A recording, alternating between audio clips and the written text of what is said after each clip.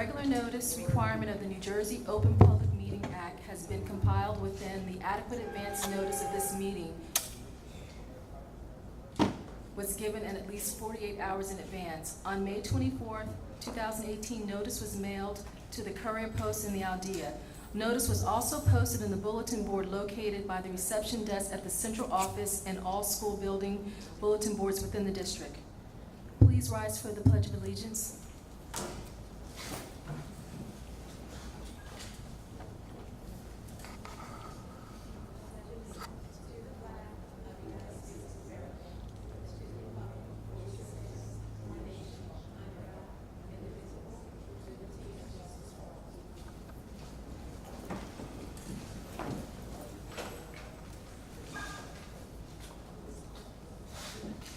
At this time, we'll be swearing in newly appointed advisory board members, Ms. Carmen Otero and Mr. Andrew Tolliver. I will transition to the auditorium floor in order to swear in the newly appointed members. Let it go. Would you please come to the podium?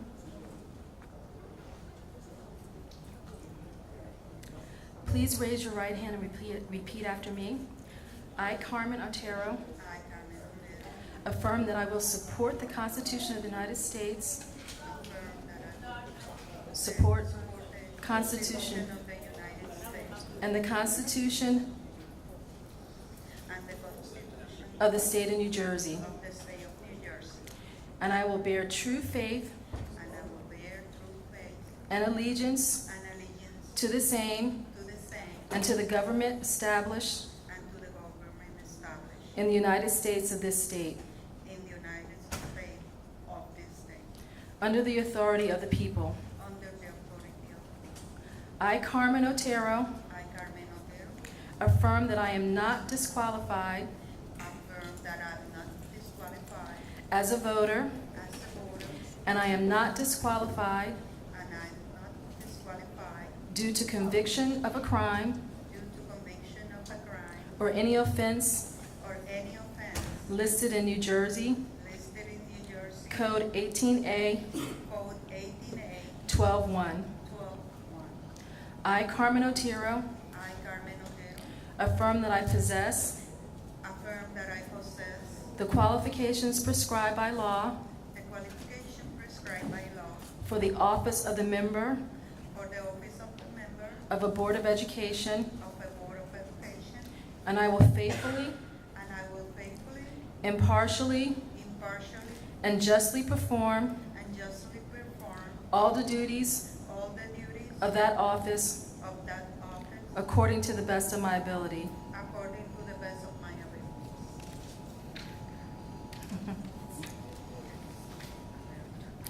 Congratulations and welcome to the advisory board.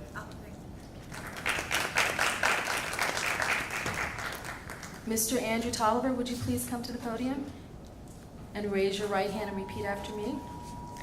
I, Andrew Tolliver, affirm that I will support the Constitution of the United States and the Constitution of the State of New Jersey, and that I will bear true faith and allegiance to the same and to the government established in the United States and this state under the authority of the people.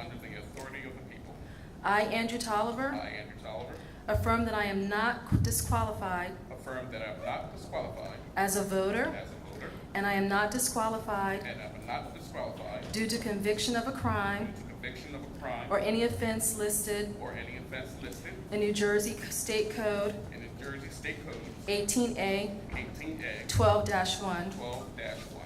I, Andrew Tolliver, affirm that I possess the qualifications prescribed by law for the office of a member of a Board of Education, and that I will faithfully, impartially, and justly perform all the duties of that office according to the best of my ability. Congratulations and welcome to the advisory board. Would you both please join me on stage now? Now that our newly appointed board members have been sworn in, we will take a roll call. When I call your name, please say present. Teresa Atwood. Present. Catherine Blackshear, excuse. Jose Guido Bueno. Nam Nelson. Present. Carmen Otero. Present. Andrew Tolliver. Wasim Mohammed. Present. Martha Wilson, excused. At this time, I'd like to take this opportunity to congratulate the new board members, Ms. Carmen Otero and also Mr. Andrew Tolliver, to our advisory board. We've already given them a round of applause, but we'd like to definitely welcome them in as we move forward in ensuring that the students in the Camden City schools get the best education that they deserve. So thank you so much for your commitment in advance. And at this time, we'd like to open the floor to any comments from board members who may want to welcome them also.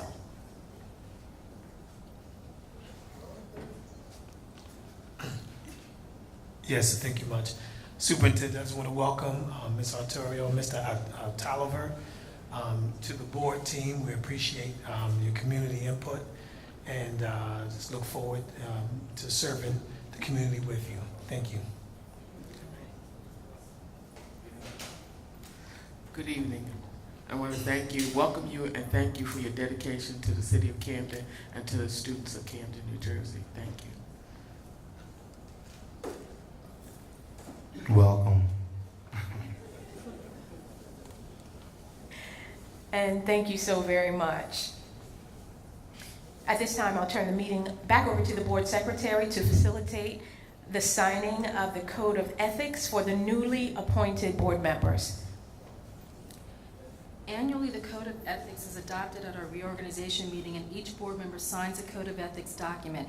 At this time, we ask that you review the document that was previously sent to you via email, sign it, and pass it down to me to maintain in our office files. You each have a copy in your folders.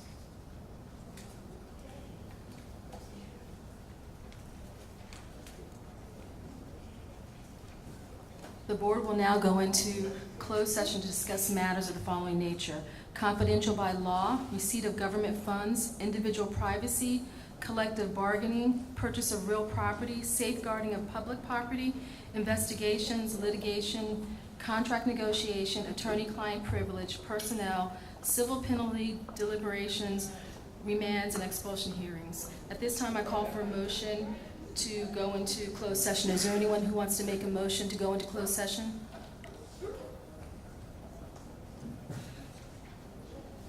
Do I have a second?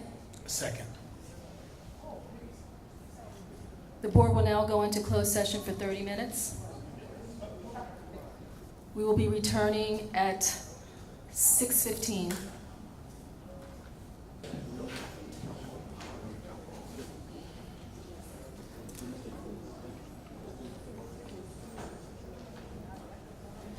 At this time, I call for a motion to come out of closed session.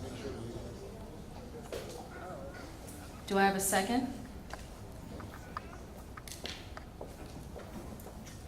Second. The motion to come out of closed session was made by Ms. Atwood and it was seconded by Mr. Tolliver. I am going to call your name. Please say yes or no, whether if you agree to come out of closed session. Ms. Teresa Atwood? Mr. Jose Guido Bueno? Mr. Nam Nelson? Yes. Ms. Carmen Otero? Mr. Andrew Tolliver? Mr. Wasim Mohammed? Yes. We are now out of closed session into open session. Thank you, Anissa. At this time, I'm going to ask all board members and staff to transition into the audience for the monthly superintendent's PowerPoint presentation.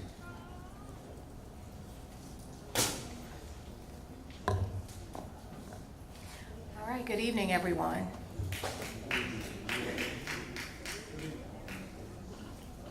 Wow, good evening, everyone. It is so good to be here and so good to see everyone this evening. The first thing that we want to do before we open up and go right into the presentation, and I'm going to tell you right now, there are a lot of slides tonight because there's a lot of information that we have to get across. So you know how when some of you, if you go to church and the preacher says, if you say amen, we'll move a little bit faster. So if you smile at me, I'm sure I'll try to move a little bit faster, but I'm just giving you a warning. I want to make sure that we're thorough, and I'm going to try to balance that out with the amount of information that's shared. And so,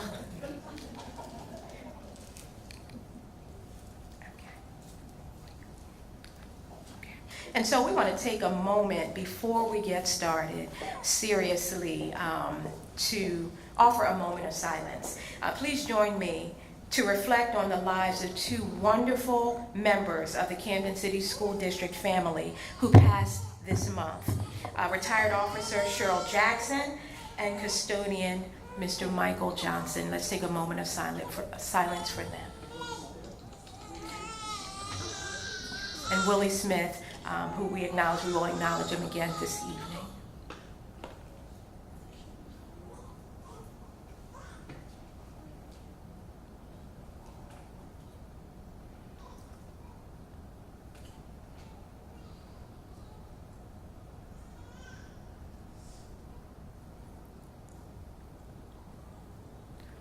Thank you.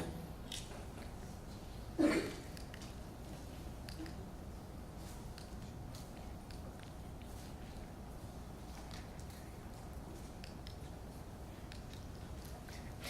right, and so, yeah, clicker. I'm going to throw it away in a minute. But we are definitely excited to be able to share with you first our park results. We are very, very pleased to share with you that we are continuing to see a very modest but a very steady improvement, incremental gains when we take a look at our park results. So this morning we shared our park scores with the media, and full results are also available on our district website. So everything that's going to be presented here is also available on our district website, will be after this meeting. I'm going to take a few minutes to talk you through our results for this year. Looking across our 18 district schools and 11 Renaissance Partner school sites, we are seeing, again, as I said, significant but steady progress. While the gains are incremental, these numbers represent over 500 more students who are now reading or doing math at the high bar that is set by the park exam compared to last year. So that's 500 more students who are reading or doing math on grade level when assessed by a very rigorous exam. Many more students who have not yet reached proficiency are still making tremendous growth. So again, even though we're seeing incremental gains, those students who are not represented here, we're finding that they are growing by leaps and bounds. So again, for them, the conversation will switch very quickly if we're able to maintain that growth, from growth to proficiency. This is thanks to the very hard work and diligence of our classroom teachers, our school leaders, our security officers, our social workers, our climate and culture coordinators, and paraprofessionals.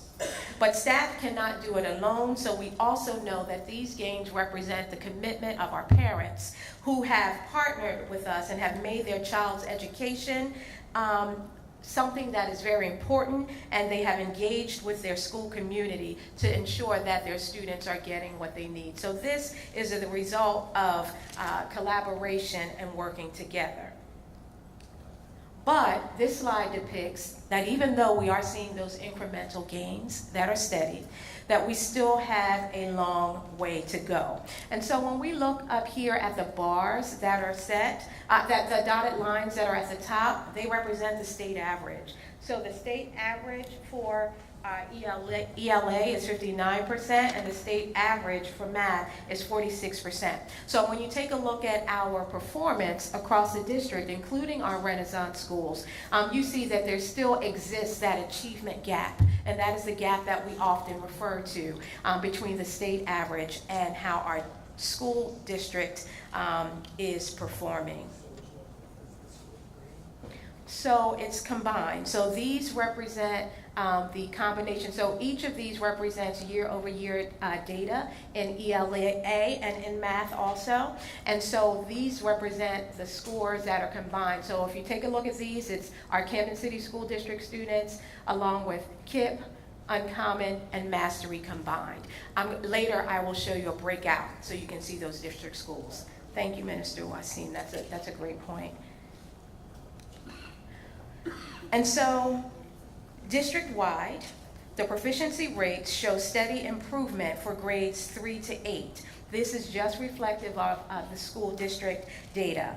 ELA is 14%, and in math, 1 in 10 students is proficient. So again, we're seeing steady gains across our K to 8 schools with regard to language arts and math proficiency. This represents our traditional school district.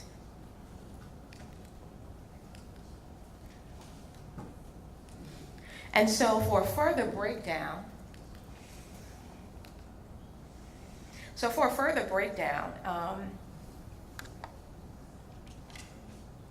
here, it's not coming up for you, so I do apologize. On my slide, you can see boxed out in red those schools that are making the most significant gains. But I'll talk you through those. The majority of our elementary and family schools saw gains in ELA proficiency, but some showed more gains than others. So if you're looking at the bars and you see from our baseline data, which was 3 years ago, and you take a look at how we performed last year, the bar all the way to the right represents the most current year's data. And so if you take a look at those, there are several schools that we saw significant gains in. 57% of our schools showed gains in proficiency in grades 3 to 8 in ELA.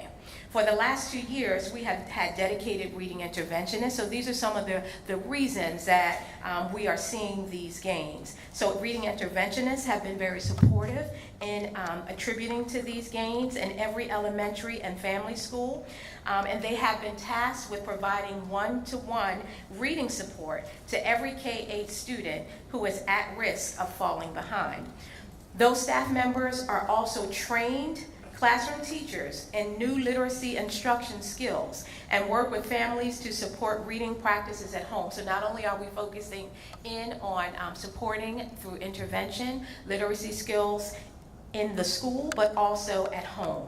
Yorkshire and Davis School made the most significant gains. And I know it's very hard to see it on this graph, which is why we are posting it online immediately after this meeting, and you will be able to see highlighted out where each school landed. But we are again shouting out Yorkshire and Davis School because they had the most significant gains in ELA.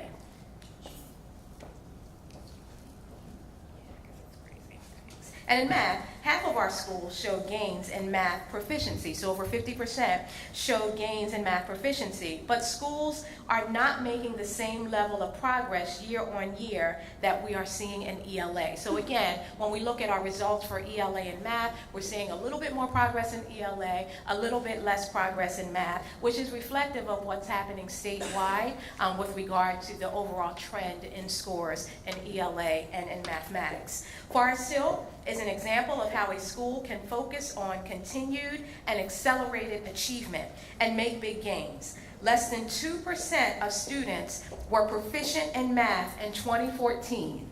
And today, the school has 15% proficiency. So even though that 15% number may not appear very large, when you look at the baseline, starting off at 2% and moving up to 15%, that is incremental, steady growth moving in the right direction. Like all our schools, we still have a long way to go, but the continual growth we see in schools like Forest Hill and Caddo is what we need to replicate across the district. So finding those best practices that are occurring with our staff and our teachers and our leadership in those schools that are getting us the highest gains, spreading those out and sharing those amongst other schools in a collaborative way will help all of our students across the district to rise. Principals met with our school support team to review their school results last week during their school leader PD, and took a look at specific strategies for ensuring students and teachers are supported to meet high standards every day and move from growth to proficiency. So again, this is not a hit or miss conversation. Yes, we know that PARCC is just one indicator, but it does give us a lot of information about the effectiveness of our teaching and learning that is happening in the classroom. And so moving on to the next slide. When we look at our high schools, so the information I just shared with you was, of course, for our family schools. When we shift gears and take a look at our high schools, when we look just at the growth, the tremendous growth that we are seeing in our high schools, we see where the hard work is paying off. However, we know that we have to shift that conversation from growth to proficiency. These results show that despite gains we are making, we need to do more to support our high school students in getting to graduation ready for college coursework or for the workplace. And this makes sense, right? Because if our students are facing those significant achievement gaps that we alluded to earlier when we showed the dotted lines with the state average compared to our students in K-8 and how they're performing, if students are entering high school and they're already behind, then of course they're going to have they're going to need to catch up that much more, and we're going to need to intervene and be very, very focused and solutions oriented that much more to ensure that that gap closes. So it is not surprising that our high school proficiency rates are not as high across the board, but the growth that we are seeing is absolutely tremendous. If we maintain that level of growth, we will be able to see the proficiency rates in high school move up. Even though they have moved up, we'll be able to see them accelerate even more. Those are the rates that I was just referring to in high school. So again, here it is showing the Algebra 1, Algebra 2, our ELA, and also our geometry scores. The slides will be posted on the website. So as we're getting everything queued up, again, at the end of the day, as I shared before, we are working diligently to ensure that we are making sure that our high school students are able to continue to receive all of the supports that they have in order to ensure that that conversation about growth turns into proficiency. But we are pleased with the amount of growth that we are seeing. Okay.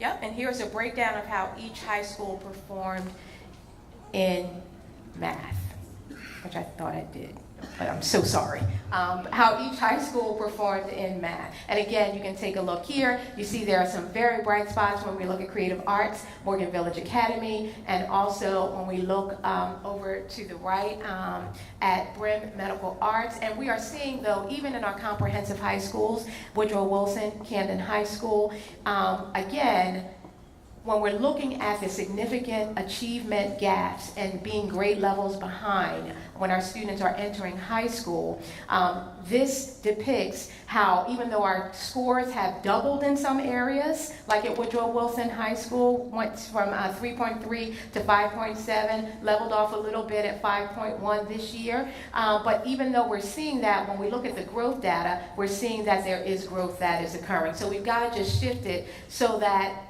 this is reflective of students who are scoring at least a 4 or 5 on the PARCC assessment and not below.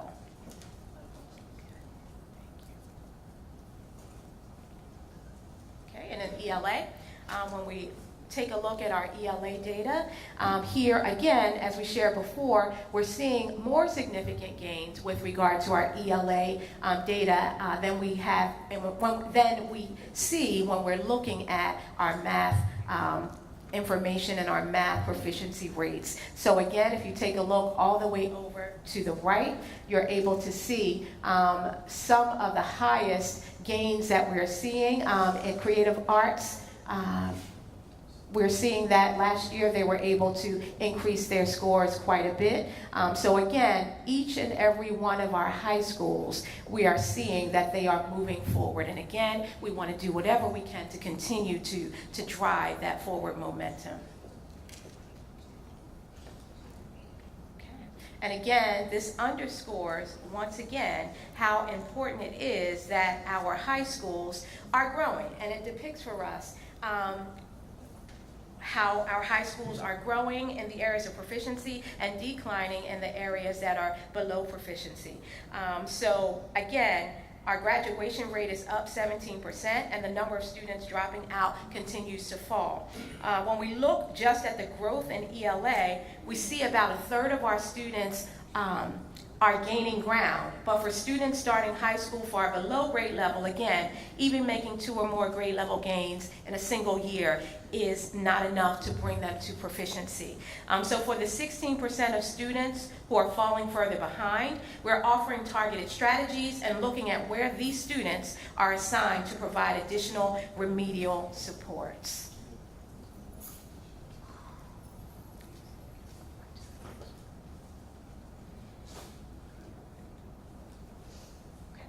And so in shifting, so we looked at our PARC data, and we know it's very important for us to look at our students' performance so that we can build our strategic plan and make sure that everything that we are doing is anchored in ensuring that our students are moving forward academically in safe learning environments. And so again, those scores will be available online so that you can see all of the information that is presented. If you are interested in seeing how our Renaissance partners also fared in the PARC assessment, those scores are also on the district website as well. So we're shifting gears for a moment into the strategic plan.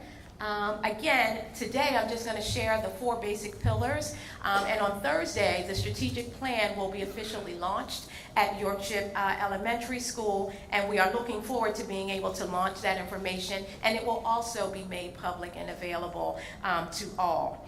And so following my appointment, there was a 90-day transition plan that began, which I shared previously, and that was back on June 28th. And I spent the remainder of the summer, after being appointed as acting state superintendent, listening and learning, listening and learning, listening and learning. And I had developed a strategic plan along with our team to better support our students and the district based on the views of our over 500 individuals who either showed up in person, completed online surveys, had face-to-face conversations to talk about what they believed was in the best interest of our district and what they believed needed to happen in order for us to really ensure that we're focusing in on doing what's best for our students. And so the plan will be published, as I said, in the coming week. Copies will be available in English and in Spanish on our website and in the main office of every school. The plan will offer short and longer term goals to deliver for our students, schools, and district. These goals are based on 4 priorities.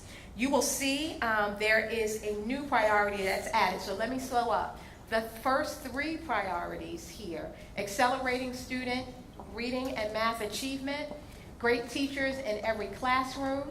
The 3rd, safe schools built for 21st century success. And the 4th, a district that puts students first. So safe schools built for 21st century success was actually a pillar that was added after really internalizing the feedback and the information and the survey results and really taking a hard look at it. Our parents wanted to make sure, and the community, that our schools are not only safe, but that technology is working adequately to support the learning and the instruction that's going on in our buildings, and also that our facilities are up to date and that they are facilities that reflect that we value our students. And so adding that 3rd pillar in rounds out everything else in our strategic plan. So these are the 4 components, and under each there are specific action steps and strategies and metrics that will be used to hold us accountable as a district team as to what we are doing to make sure that the strategic plan is actually working and that we are looking reflectively at it as we move forward.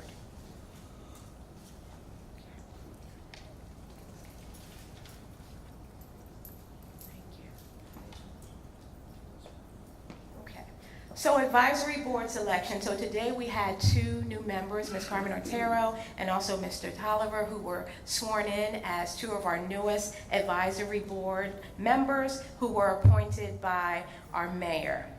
So in May, just to recap, and I know this has been shared a little bit before, but just want to go back and revisit this for a moment.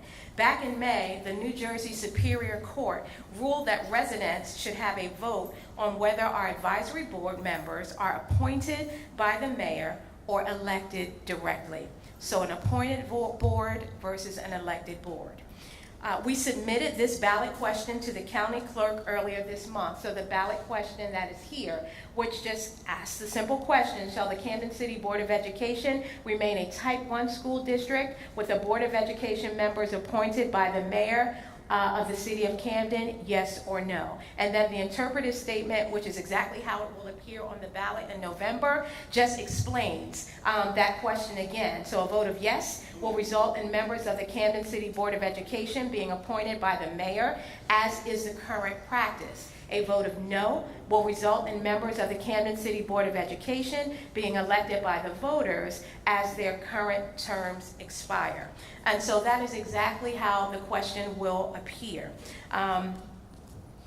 So again, it will appear on the ballot when Camden residents go to the polls on November 6th. So I want to just take a moment to share my thoughts on this, because it is very important that you know and that I'm very transparent with what my thinking is, my current thinking around this, which is not to sway anyone from exercising their democratic right to vote in whatever way their conscience leads them.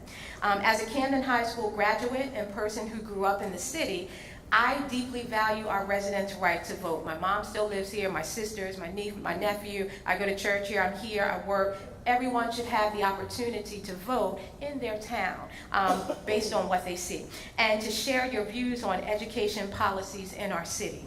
As acting state superintendent, my role is to continue making the progress we are seeing in our students' academic achievement. I can't make that progress. My role is to continue to lead efforts, to have conversations, to drive our team, to make sure that we're holding expectations high. But we have to definitely do that together and hold each other accountable if this is going to really work out in the best interest of our students. So when the state took over our schools in 2013, we know that 23 of our 26 schools were in the bottom 5% of the state. Today, fewer than half our schools are in that category. And so we know we've come a long way, but we still have a long way to go before we are in a position to regain local control. And so it is my responsibility to get our schools, our students, to the place where we are able to go to the commissioner and confidently say that we are closing the achievement gap and we are ready for local governance. That also comes through CUSAC, it's a procedure that we have to go through, an assessment, so that we're able to also demonstrate in an evidence-based way that in those areas, ranging from governance to curriculum and instruction, fiscal accountability, all those areas that are so critical, that we're able to demonstrate that we've earned the points in all of those areas in order to be granted local control again. So making tough decisions happens every day, and I'm learning that more and more each day. In order to benefit our students and further our district's mission to give every child a high-quality education. The decisions that are made to protect and support our students are not always going to be popular, and I know we all are aware of that. I'm not saying anything that's not known, but it is very important that I share that. But my job is not to be popular, it is to educate children in our city. So what I'm saying is this: the partnership that we have with the mayor and the advisory board appointed by him provides us with the support that's needed to make those decisions that will best serve our students. We strive every day to make the choices that are in the best interest of our students and schools.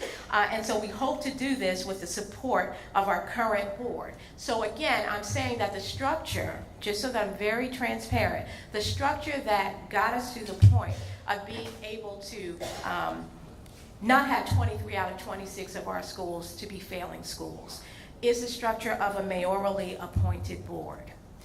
That same structure, if we are really to look forward to gaining local control, is something that we need to just consider as we're voting, as we're thinking about what's the best governance strategy for our board.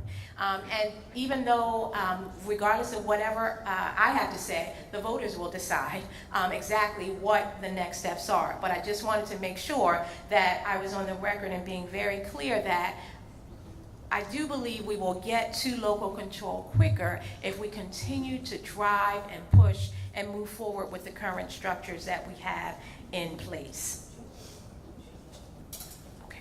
So as promised, one of the pieces of feedback that we have received from the community as we have had listen and learn tours, but also just conversations with community members who are concerned and who partner with us and who hold us accountable, have to do with facilities. And the request was to have monthly facilities updates like we have had in previous years. And so, as promised, we will include a monthly facilities update at board meetings to keep a public record of the main work that we are doing to ensure schools are safe, clean, and well-maintained. We have 4 projects ongoing with the SDA currently, so I want to just take a minute to walk through those 4 projects. One, the Kramer School. I don't know if you had a chance, if you're in the East Camden neighborhood near Kramer, but if you haven't, take a look at the building. It's a beautiful 106-year-old building, and the Kramer School window project is coming to a close. After a year and a half, the new windows are installed, and even those improvements that are not so noticeable will help to make sure that the building is better protected from the elements and from future water infiltration. So if you have a chance, they look beautiful, but what's more important is that they're sealed and that water is not getting into the building, hiding behind the walls, and making it very, very difficult for us to ensure that the moisture is not in the building causing any other problems behind the walls. At Forest Hill, second project we want to highlight, there's a need for a new roof has been well documented. We talked about it, had conversations about it, and thankfully this spring the SDA committed to replacing the roof and making some much needed repairs with the HVAC system. And so we've recently, recently as last week, signed off on the finalized SDA project information, and so those plans are moving forward. That will be a project that's fully funded by the SDA, and we're looking forward to that happening because we know that roof leaks lead into other problems and concerns.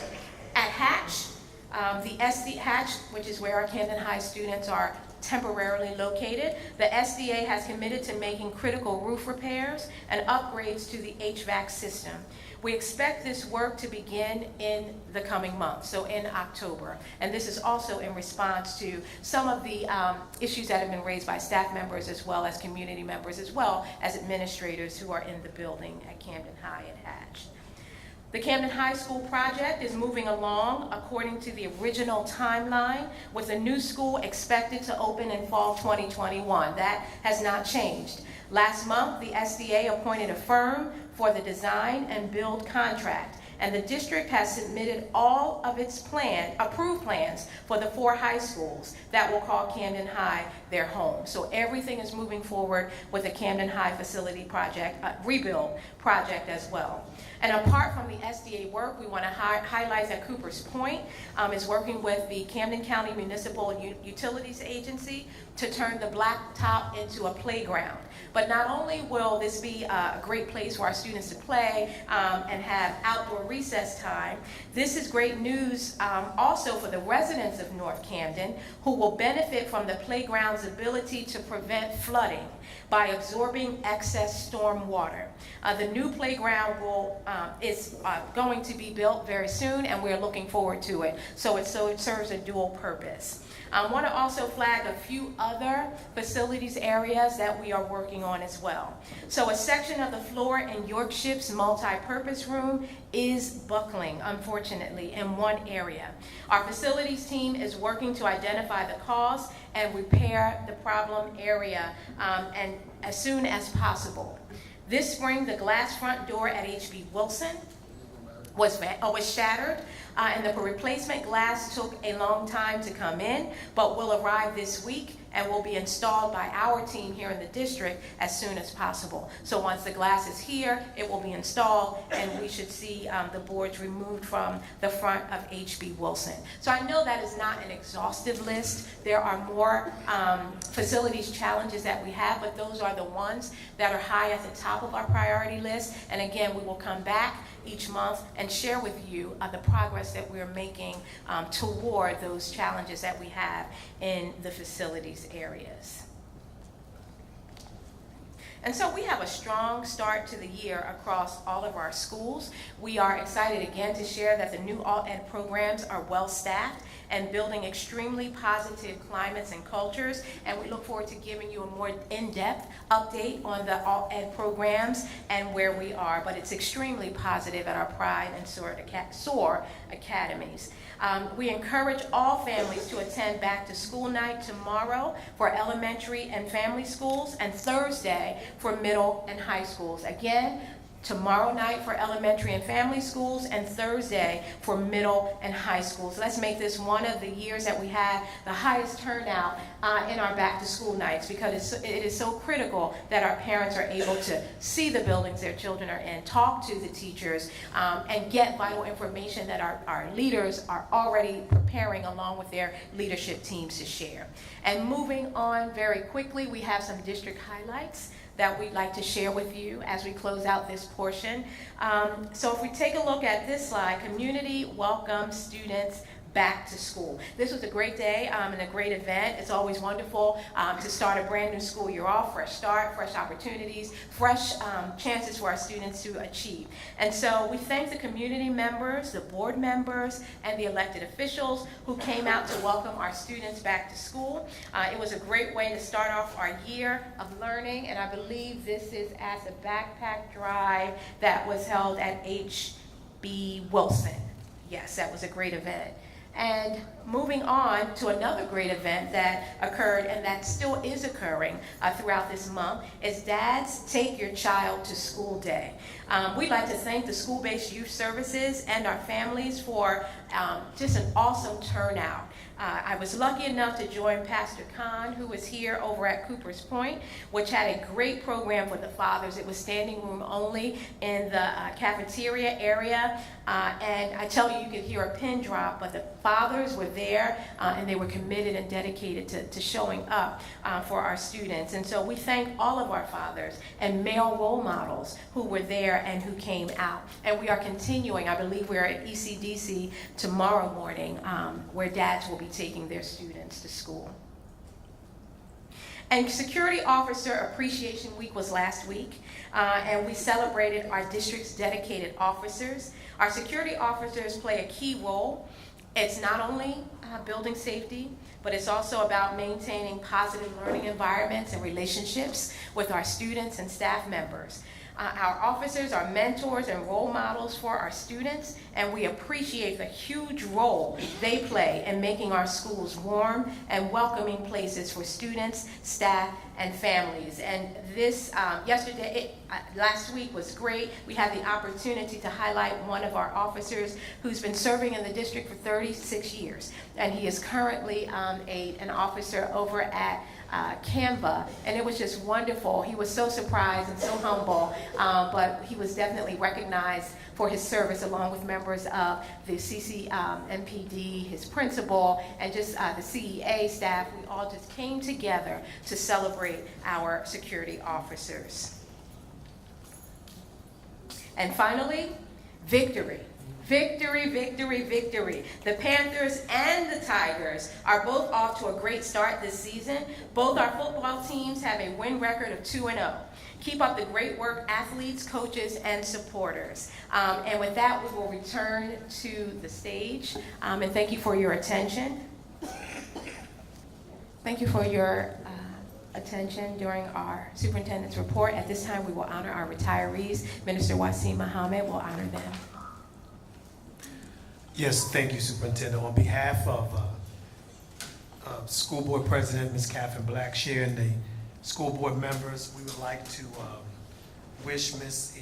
Ivana Figueroa 24 years and Mr. William Klein, 32 years, a happy retirement of our school districts, and we wish them the best of luck and thank them for the service that they have given to our students and our community, and we wish them lots of luck. Thank you.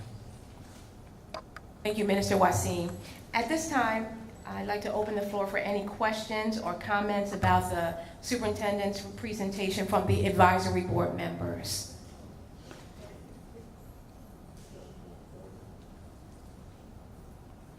Any questions at this time from the advisory board members? Okay. Yes. All right, thank you. So I'll turn the meeting over now to our general counsel for the public comment portion.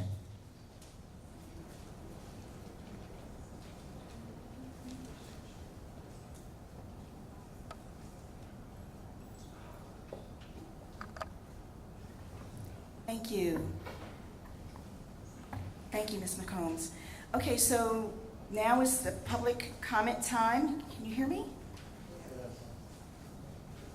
The Camden City School District welcomes the attendance and comments from all members of the public at its meetings. The public comment period is your time to be heard on the agenda items in this meeting. Each person who signed up to comment will have 3 minutes. You will be notified when your 3 minutes are up. You cannot yield your time to another person.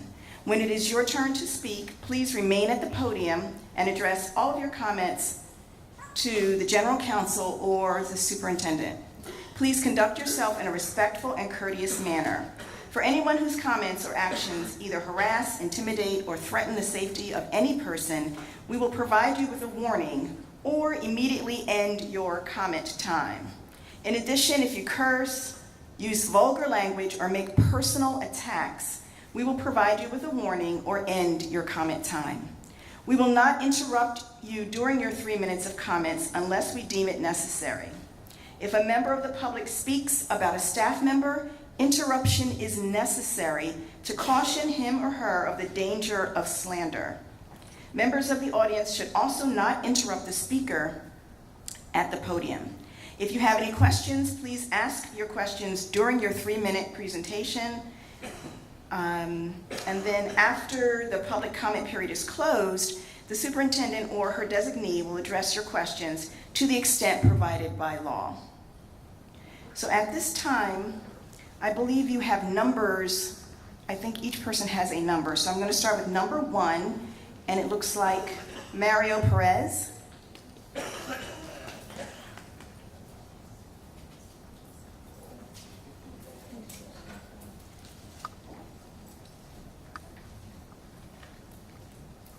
Good evening.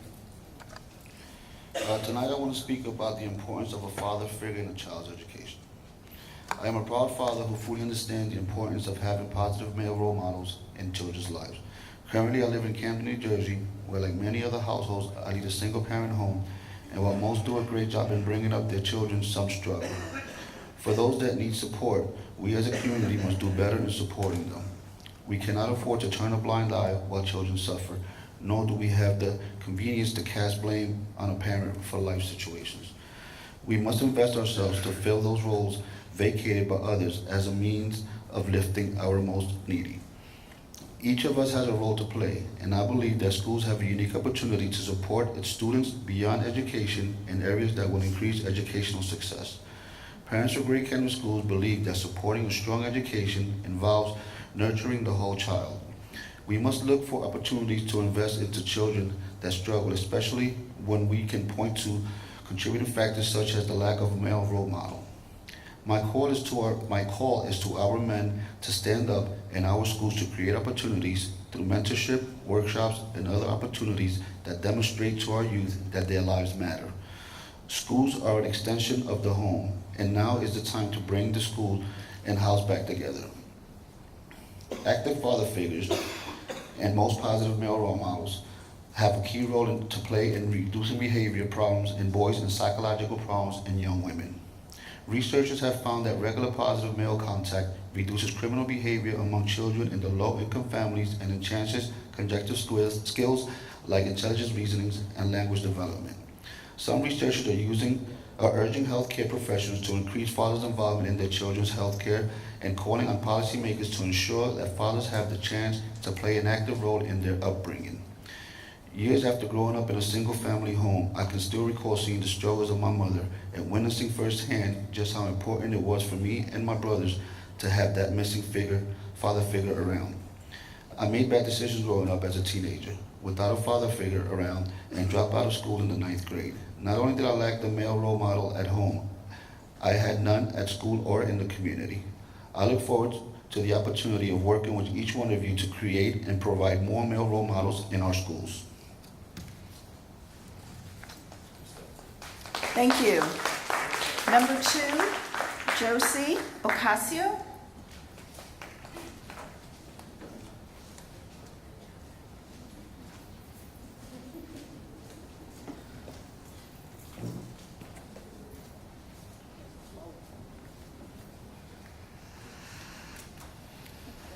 Good evening, board members and superintendent.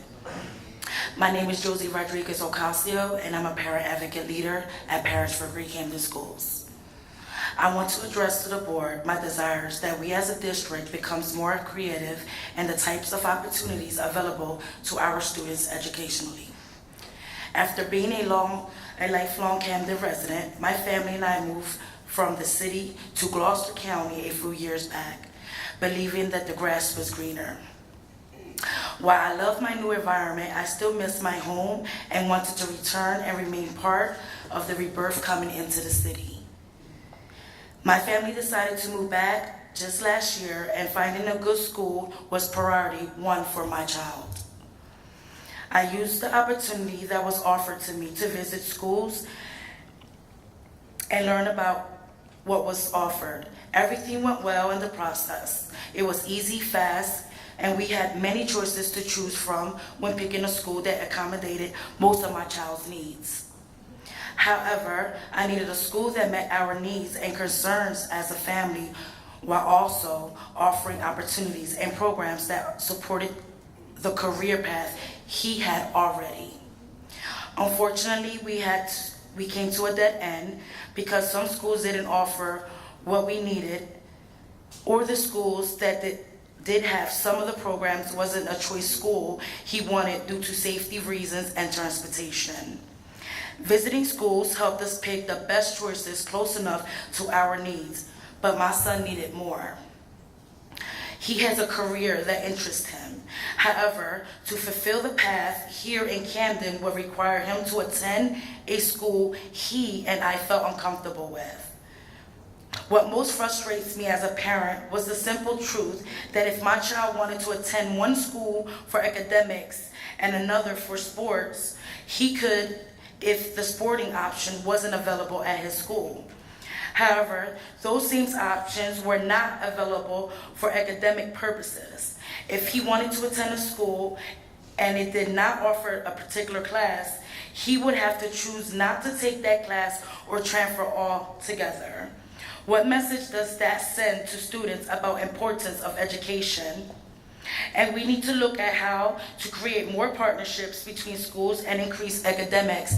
Think of the choices parents then must take and make, or the drastic steps taken to support their students' education. I had to make a tough decision. The best conclusion for my son's education was separating as a family, so he can have a residential right to attend a school outside the city that meets his needs and support his dreams. Parents should not have to flee our city because of education needs. They shouldn't have to pay for private education, nor should they feel the need to separate from one another. Our system has to be your time is up. Thank you. Our system has to be better and want our city to become I'd like greater. to have person number Thank 3, you. please. Desmond Benson.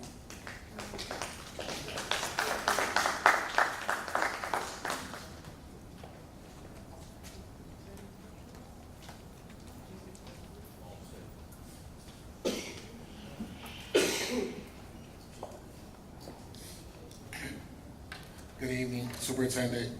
My name is Desmond, and board. My name is Desmond Benson. I'm a parent advocate leader for Parents for Great Camden School. I live in the Coopers Point Family School area. How important is school safety? it comes to a child's education. As a parent, it's very important. The importance of safety when traveling back and forth to school while living in the city of Camden is one of the biggest factors parents face when deciding where to take their students. There are many obstacles our children face living in New Jersey. The walk to and from school shouldn't be one of them. And the current busing policy places children in no harm's way. As a parent, we think about the anxiety and stress that comes with the walk, not only for my son, but all the children as they make their way to and from school each day. As a parent advocate leader, I have the opportunity to speak with many parents about the subject, and this is a concern that's shared by many.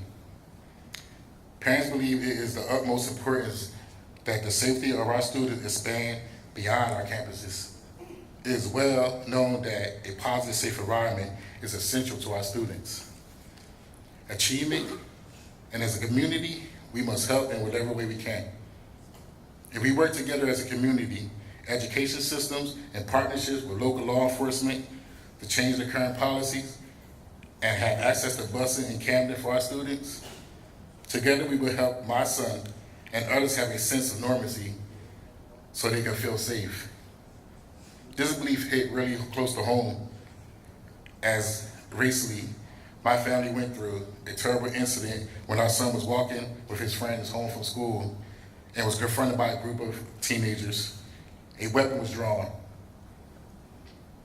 They were threatened, and thank God that he wasn't hurt. However, the situation impacted his sense of safety as he goes to and from school. He fears ultimately affects his ability to focus on school when the day is beginning and to concentrate on school when the day is ending. His mind is on the walk and the potential that he may face another threat. As the year begins, there's lots of conversation between my wife and I about his well-being as he returns to school. Even though it's only a mile away between his home and school, the mile walk brings many concerns and obstacles he will have to overcome. As a district, we must ensure that our students know who they can turn to in the moments when they're feeling unsafe. As a city, we must ensure that clearly identified safe places and available along the walk. We have to repeat so we won't have to repeat the tragedy that struck young Junior in New York City. Mr. Benson, your time is up. Thank you. Next, number 4, Aretha Turlington.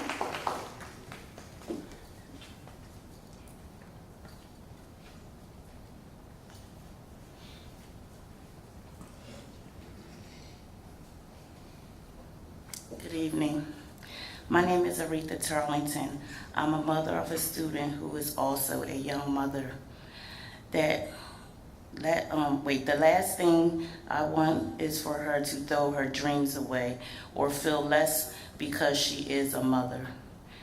While I may wish the circumstances were different for her and that she had the opportunity to explore life and gain experiences and knowledge for herself, the reality is that she must now do it for 2. This is a reality that not just my student faces, but others who now find themselves as teen mothers must resolve. The negative stigma and once stunned them and caused them to make difficult, sometimes horrendous choices are no longer here. However, different choices still remain, which could have the life-altering impact on both their lives. As a teen mother, she still wishes to complete high school and attend college. As a grandmother, I believe that her dreams should not stop just because she is a teen mother. Excuse me. Think of potential and mental toll that could have take on their relationship. As a parent advocate for Parents for Greater Camden Schools, I believe all high schools should offer child care for teen parents. The parents should have variety of choices of schools that they would like to attend with their child. I believe that my daughter is a teen mom and she must go to the school where she is not comfortable at. She's at a school now that she's not comfortable at. And that's because they provide childcare. The school she was at doesn't provide the childcare. My daughter had to change schools, like I said, this year because she is a mother and her previous school didn't offer the services or support that she needed for her and her daughter. Educational choices should not be restricted because someone now has a child. In fact, in many circumstances, the male-dominant culture, as most often our young mothers make the decision on where and whether to attend school. We should not say that you have to attend this school over that one because you're a teen mother. We should look for opportunities to fine-tune or health education classes to meet the needs to today's students. Partnering with groups and organizations. Ms. Turlington, thank you. Your time is up. Next Thank is you. number 5, Michelle. Number 5, Michelle Pavon.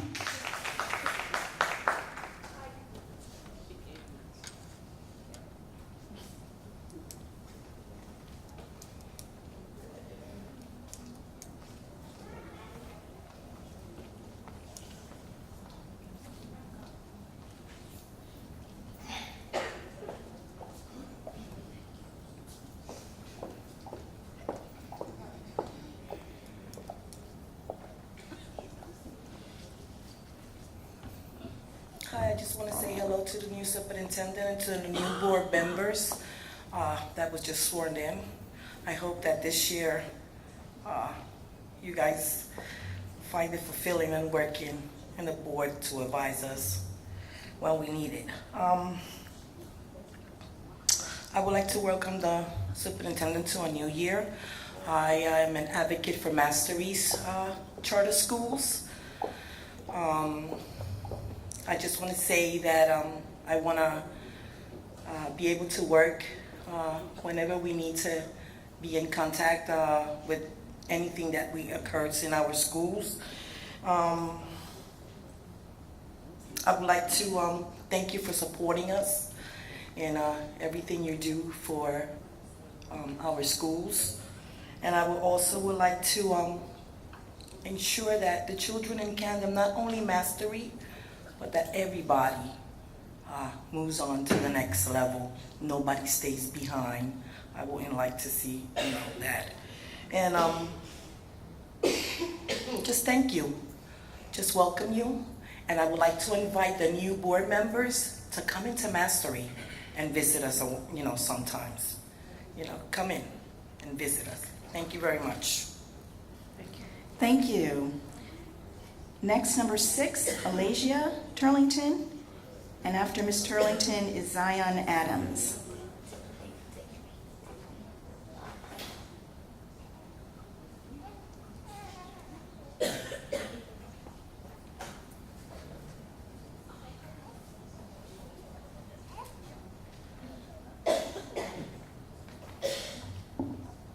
Hello, my name is Alasia Turlington. I'm a 10th grader right now at Woodrow Wilson High School. I am 15 years old and I'm a mother of a 3-month-old baby named Major, which is back there. I came here today to talk about teen mothers. Going through teen motherhood is not easy because you have a big responsibility on your hands. Worrying about a child, but also you have to worry about yourself and your education, which could be the key to success. Having a child and going through school is a lot of work because you're not just doing for yourself, you're doing for your child too.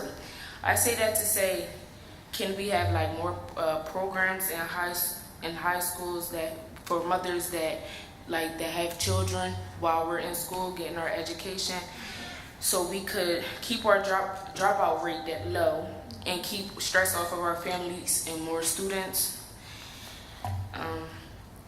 and more students could stay in school to be successful students coming out of Camden, and having a child that's at 15 years old is like very, very hard. Mind you, I'm an honor student, and it takes a lot to become an honor student.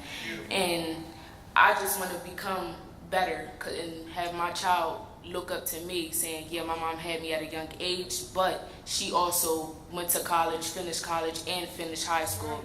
Because most kids in school, they drop out once they have a child, and I don't want to do that, because all my brothers and sisters went to high school, they got their high school diplomas, but they never got a college diploma or any of that.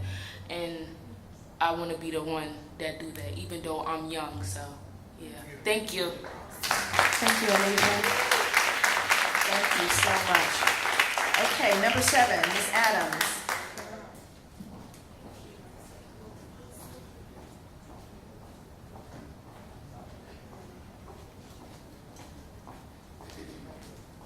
Good evening, everyone. My name is Zion Kasaya Adams. I'm a senior attending Camden Creative Arts as an instrumental major. While I stand here alone, I represent the Camden Student Union as well as Camden 11, the same union that walked out to fight against more than 200 black and brown teachers being laid off for no reason back in 2013, the same union that orchestrated a sit-in for an African American teacher last year, the same union that protested against the uncalled for racist comments from the executive director of HOTEC just 2 weeks ago. And we continue to fight.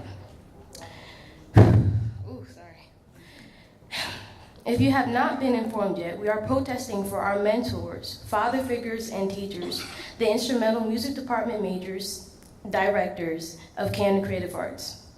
Monday, September 17th, 2018, who has been put on administrative leave because of improper due process.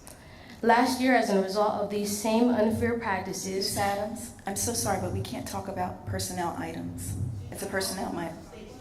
I'm making a statement, ma'am. I'm sorry? I'm making a statement, ma'am. I'm not discussing. Okay, we can't talk about personnel items. We just want to let you know.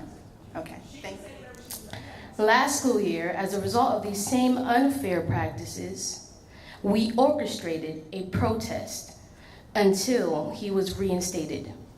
Our due process was corrupted by members of Board of Education when we decided to sit in our school band room as a part of our protest. We were threatened by a district employee, which had us forced to meet halfway with our demands. But we were glad to have our teacher back. But once again, our black and brown teachers are threatened. This time, the board threatens the position of both instrumental directors, and we refuse to let them go without a fight. We at the Camden Student Union feel as though this is personal, but it does not lack principle. We're standing up on the attack of all teachers of color that we have lost in the Camden School District. We are also fighting for the future of our school district and student body. We need the teachers in our classroom to reflect and inspire us. I request a meeting with the superintendent, the principal, and the supporting parties. Over there I have a folder which is full of statements from students that feel the devaluing from the inequitable Camden City School District. We demand the return of all teachers wrongly accused. We demand a public apology from a district employee. And we also demand an increase in black and brown teachers and administration in our district. For more information, you can come to this week's Town Hall Friday at First Refuge Baptist Church at 6:00 p.m. or contact our advisor, Ms. Equity, at doyouvalueme@gmail.com. Now, personally... Ms. Adams, your time is up. Thank you. Now, personally... Next is number 8. Well, we give... Behaja Sabri, number 8. Thank you, Zion. Can I have a microphone? Good evening. My name is Behaja Sabri, Camden resident, mother of 6 children in Camden City Public Schools. I speak as a member of Camden Parent Union, an organized collective of parents and community members who unapologetically demand excellence for our children. I would like to state on the record that we stand with Camden Student Union and their demands made to the Camden City School District. We applaud and appreciate them for having the moral courage to stand for a purpose even when they are intimidated and unsupported by some of their associates, administrators, and community members. We stood side by side with them as they gave a statement against the racist remarks of Holtec's Executive Director and Congressman Norcross. They should be recognized by this board for exemplifying the excellence that our city as well as our school district houses in these students. We realize the sacrifices that they are making to bring attention to a very important issue plaguing our community and other communities across the country. The situation stated by the CSU echoes the same story that has been suffered by many other administrators and teachers of color in our school district. We have witnessed the double standard when it comes to the disciplinary actions with teachers of color versus others, the zero tolerance practices against teachers of color in the school district, and the lack of due process is unacceptable. We also implore superintendent to investigate the loopholes in the implementation of these actions that have clearly shown bias now and in the past. As stated in your Listen and Learn tour and talk, we would like to stand with you in the retention of Black and brown teachers in the district and demand to see a drastic effort to retain and recruit more teachers of color. We want to know what steps are put in place now to make this possible. CPU has been in the forefront of recruitment of Black and brown teachers, but has also provided a platform to encourage homegrown educators and alternative routes to promote alumni who are on the path to become certified teachers. We extend an invitation to you and to all to come to the community forum on Friday at 6 p.m. at First Refuge Church in Parkside to hear the views of the parents and community regarding these issues. Thank you. Thank you. Number 9 is Ronsha Dickerson.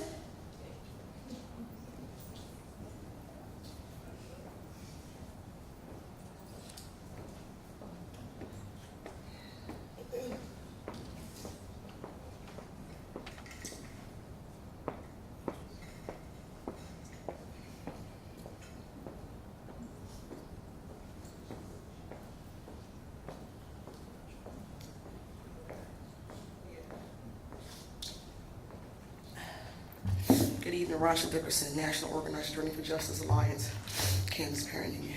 To a national issue. Education in America has a bad image in the eyes of the average parent because you cannot trust the system. Contrary to popular opinions, parents are very active in their child's life. Local issue. Kansas City School District has to own up to their failure to keep teachers of color in front of their classrooms in leadership positions. Kansas City School District also has to own up to their hypocrisy and not providing excellent schools that expect students to teach and students and teachers to deliver excellence by any means necessary or as long as it highlights your core values. How dare you have the same existing problems in your schools from last year and allow our students to return to those conditions and make no complaints? You all need to be put on investigation. My narrative has been the same every time I come to this podium. Stop the attack on teachers of color. Why does the pendulum swing one way? Our students are experiencing prejudice and racial attacks daily. Why is the district using zero tolerance and insufficient teacher evaluation to discriminate and intimidate decorated veteran teachers and not due process? First day of school professionalism, courtesy, systems, vernacular, and practices. African American teachers are known to demonstrate and represent cultural responsiveness. They have systems in place that reach the whole student and practice that inspire the whole student. Safety and assassination of character. Now it gets personal, but it does not mean it lacks principle. This is the second time the Kansas City School District has attacked my family and friends. I exposed the team and participants involved in the process. Do you know because of your clumsy way that you handled the investigation last year, my 5 children had to be removed from the schools? People were riding past our home in the city yelling out violent threats. There was a social media argument with warning escalation with our family as a subject, and yet here we are again. There has to be an addendum added to the way that we handle our issues with teachers who live in our city. These teachers shop here, worship, perform, and are raising their families in this community. History shows that allegations and rumors can take a person's life, especially Black men. When a district puts a teacher under investigation and removes them from the classroom, the community hears these rumors, and now that the teachers and families are under attack. Please note, the symptoms to the problem I did make clear last year: fights, arguments, violence, harassing, intimidation, bullying, jumping kids in school, rocks throwing windows, and home invasion. I close with this. My family has been in nonstop service to the city for over 30 years. My children's life has been interrupted due to this unethical investigation and process. The Kansas Student Union has been under attack because of their advocacy, and I believe that there are people that are working in your cabinet, Superintendent, that are intentionally sabotaging you. And I also feel that there is a bullseye on the back of 2 highly decorated veteran Black male teachers. I leave this with the Kansas City School District investigating team. Have you ever taught in a 6th to 12th grade setting since in 2018? Have you ever the honor of teaching with your sibling? If you felt so uncomfortable with the behavior that happened last year with this teacher, why did you return the student back to the classroom? Somebody's hurting our people. We will no longer be silent. Thank you. Community member number 10, the last name Delgado. And then we have number 11,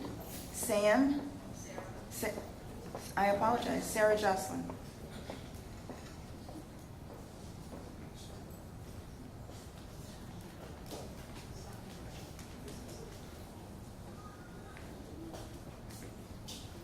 This is Delgado, 3197 Federal Street, Camden, resident of Camden, 65 years. Nice to see you, Ms. Carmen Rodriguez. It's an honor, pleasure to see an individual who lives in my city, understand us. Mr. Superintendent, regarding to Woodrow Wilson High School, we need some more secretaries in the offices, and we're having a safety issue in front of the Wilson, that tractor trailers are parking there in the evenings right now. I complained it to the principal when school opened, and it's just very, very dangerous. You don't know who could put things around there, and I would like you to call the county up on that, but that's a county road, and notify the mayor. I have spoken to everybody, and nobody have done nothing yet. And maybe by you going out there and speaking. And I want to just inform you, Superintendent, there's a lot of drug activities around Wilson. It just opened up a lot of new areas. I've been complaining with the cops. These cops in the city of Camden, they're not doing nothing for us because these are officers who don't know our district, don't live in our city, and I'm tired of the police department. When we call the chief, he's never around. He don't come to city council meetings. He's never there. He only comes to Camden when it's press conferences and all this. But it's time for the residents of the city of Camden to stand up and to take our police department back. Outsiders who don't live in the city of Camden are calling the shots in the city of Camden. Pretty soon, the same way they took my residents of the city of Camden rights away when they took our police department. They didn't have the authority to take our police department. They violated our constitutional rights in the city of Camden. In the same way they took my rights away, step us going forward, we're going backward. Pretty soon they're going to start lynching the blacks and Latinos. That's the way I feel. This is how I feel, what's going on in the city of Camden. It's time for the people to wake up and take our city, because public education is the most important thing for our kids in the city of Camden. Especially, we need more counseling, Latinos, at Woodrow Wilson High School, and more teachers. There's a lot of kids in the city over there at Wilson that they can't hardly speak English. We need more of them. And have a blessed one. Continue to do good work. Thank you, Mr. Delgado. Thank you. After Sarah will be Lorraine Miller, number 12. Sarah Jocelyn, Cherry Hill. I wanted to thank you for the new board members for serving. At this point, we're part of a Camden which puts students first, and I think that's a very important message to be sharing. Right now, the United Nations has said that this is Generation Unlimited, and I think that's what we need to be thinking about.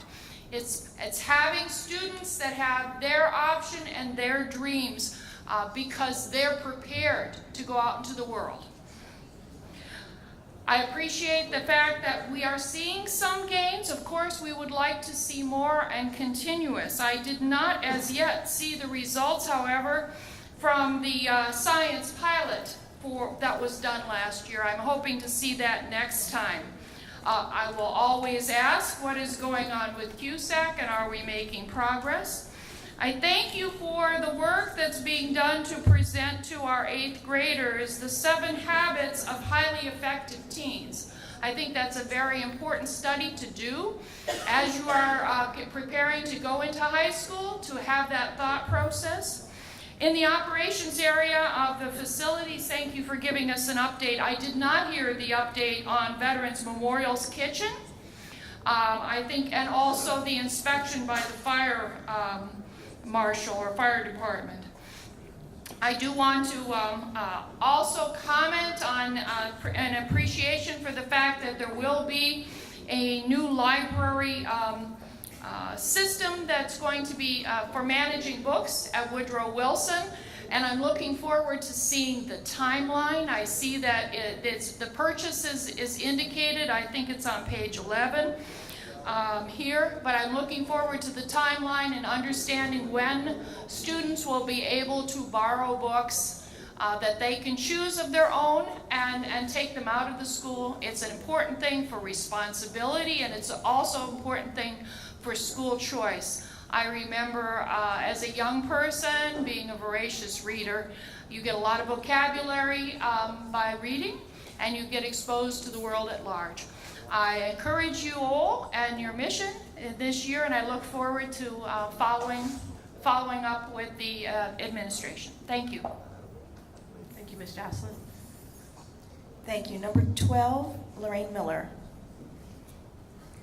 And after Ms. Miller will be Helen. Number 13, Helen Ferrante.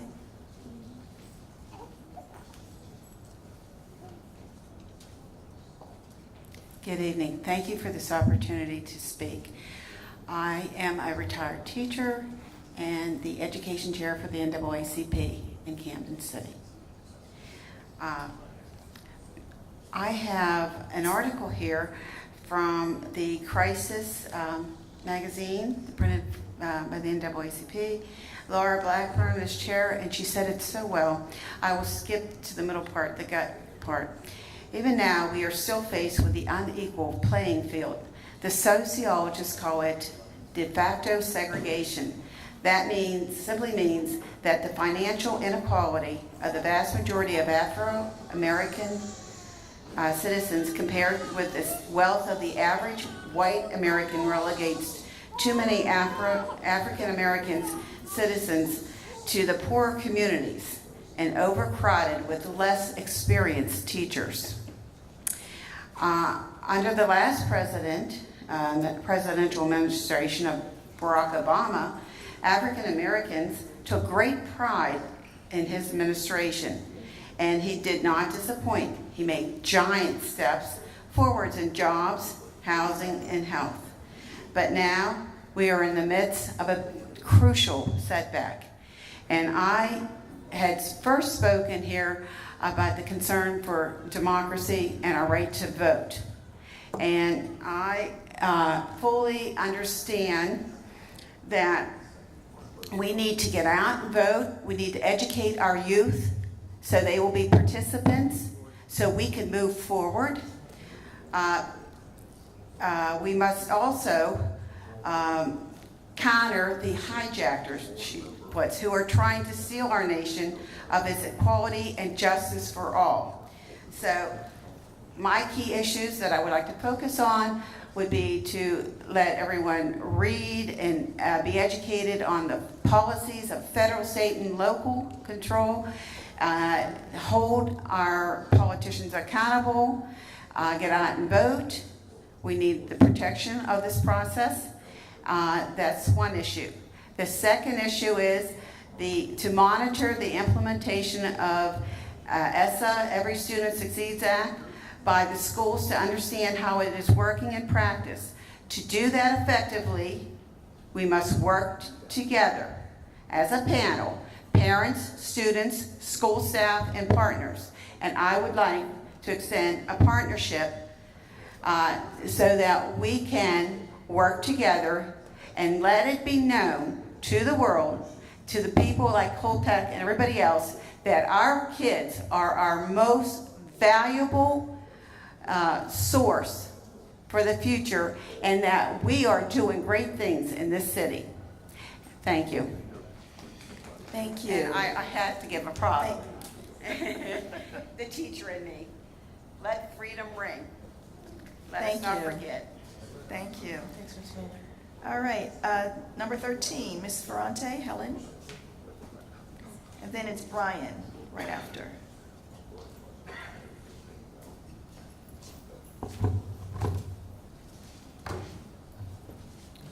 Hello, Helen Ferrante. I don't even know where to start. That's the truth. I came here with a different purpose. I came here to discuss something that I've been working on for about a year, and I'm going to stay with that. But I'm not happy. Because some of the remarks made tonight are against the Camden City people and their right to democracy. And that's a problem. Because I know pretty much everybody up there outside of the advisory board who live in the city probably have that right. So it's not fair that everybody up there has the right, but they don't. Now, to what I originally came to talk about was I designed and developed with my principal, Dr. Tracy Thompson at Yorkshire, a mental health plan that was supposed to set off this September in our school. Yorkshire was supposed to pilot it. It's very well needed in this district. It's primarily free. The holdup is the room. We need the room designed. And the services from the people will be free for the students and the parents. That's only one part. It's a 10-part plan. But I was focusing on the first 5 to get it up and running. So it's a little bit hard to imagine that I have a organization willing to work with our students and parents on mental health, which is a very big topic these days. We have kids that have post-traumatic stress. We heard it with the people that just talked. We have the environmental issues. We have depression. We have suicide. That all can be handled in-house. We have the plan in order. But the problem is a room. The room design is holding us up. When a couple months ago, when I had a meeting with Central Office, we had money. Don't know where, because I'm not privy to that information, but there was money somewhere. Where's the money? And why is this holding us back for something that would be very well needed and deserved for this community? They could potentially expand all the way throughout the district and cost this district very little in finances, but help us tremendously in the needs that we need to make the data do well. It's so much easier to educate and teach a child that's mentally stable than it is to teach a child that's not. And some of these students that we have are not stable, but we have to keep them. Thank And we you, Ms. do. Sorrente. Your time is up. Next is number 14, Brian.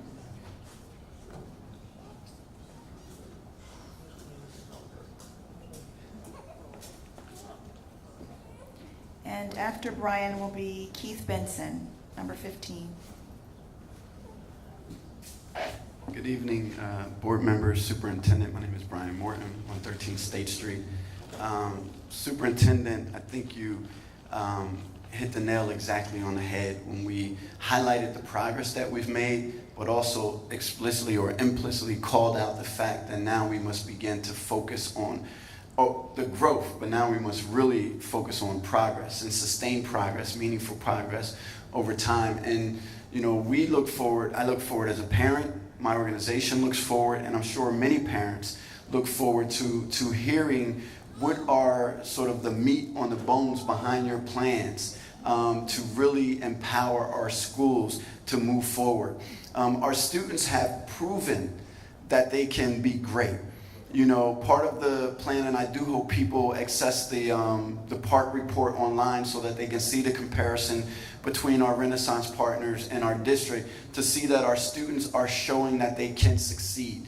We now need to replicate those policies and those programs and those opportunities that are proven, providing proven results so that they can be mirrored inside of all of our schools, so that all of our students, regardless of the school that they attend, that they have a level playing field and an opportunity to succeed. I believe we've heard from a number of parents tonight that are calling on that are imploring you, to do just that. And if you haven't heard it, you should know it, that the city has your back right now.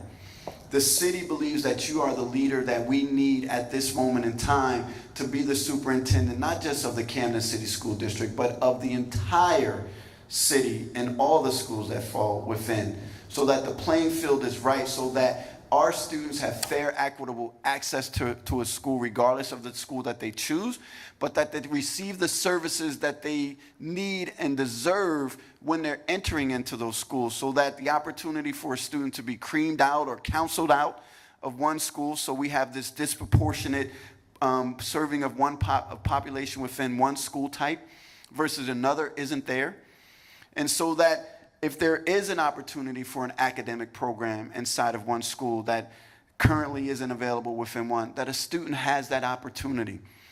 We believe, and personally I believe, that you are the right person for this moment in time to not only guide us from the advisory board status back to reclaiming local control, but you are the right person because you have experienced it from childhood through adulthood, the needs, the challenges, and the opportunities. So what you heard tonight were parents imploring you, and encouraging you to own that mantle of leadership and saying that we are 100% behind you. Parents will come out, they will show up, they will use their voice, they will use their stories, they will provide their testimony so that the changes that we need, so that every child, and it doesn't matter, my organization says it doesn't matter if you have a successful. Thank you, Brian. Your time is up. Other students still fail. The next is Mr. Benson, Dr. Benson.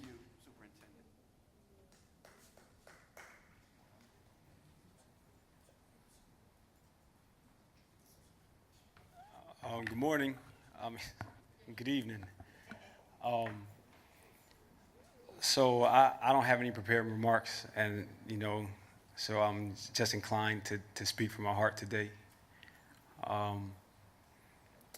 So Ms. McCombs, when I see you, and when I see Ms. Coppin, Ms. Beelan, Dr. Fletcher, Anna May, even Ms. Atwood and Elon and others back there, as black women, you guys remind me of people who cared a lot about me over the course of my life. My grandmom, my mom, people in church. And it means a lot to me to see you all in leadership positions and have the opportunity to correct some of the wrongs that have been done, to our residents and to our students for so long. So having said that, it's important for you guys to know that the community supports y'all. And there might come times when there's choices that you guys might make or might be inclined to make as a condition of where you sit that might run counter to what the community has been urging and yearning for some time. So I would just say before certain decisions are made, please don't forget the residents that have to bear the consequences of such decisions. I'm pulling for y'all, and I really, really, truly, truly mean it. I want to see you all, do well and lead us. And in leading, sometimes we actually have to make some, like you said, you have to make some unpopular decisions. But the people who have to bear the unpopular decisions should not always be the folks that are out here in the audience or out here in these row houses. Some folks with political power, they might have to be the recipients of your unpopular decisions to them. So having said that, on November 6th, it's going to be an election, and there's going to be a question that was presented earlier today. Residents, in order to get our right to vote back, we have to vote no. So the mayor, and there's been a legacy of mayors who've given us reasons to not trust them, have appointed people. So when people we don't trust appoint people, unfortunately, and I know some of y'all up there, unfortunately, the byproduct is we look at y'all a certain way. And y'all could be up there for the right reasons. If that's the case, you guys should want to get there by doing the right things. Let us vote for you. But as long as we're removed from that, there's going to be a gap in trust because the process wasn't going the way it should. So Thank you. residents Thank you, residents Dr. on November 6th, show up, vote no, and if you love the job they're doing. Thank you, Dr. Benson. So who has number 16? Number 16,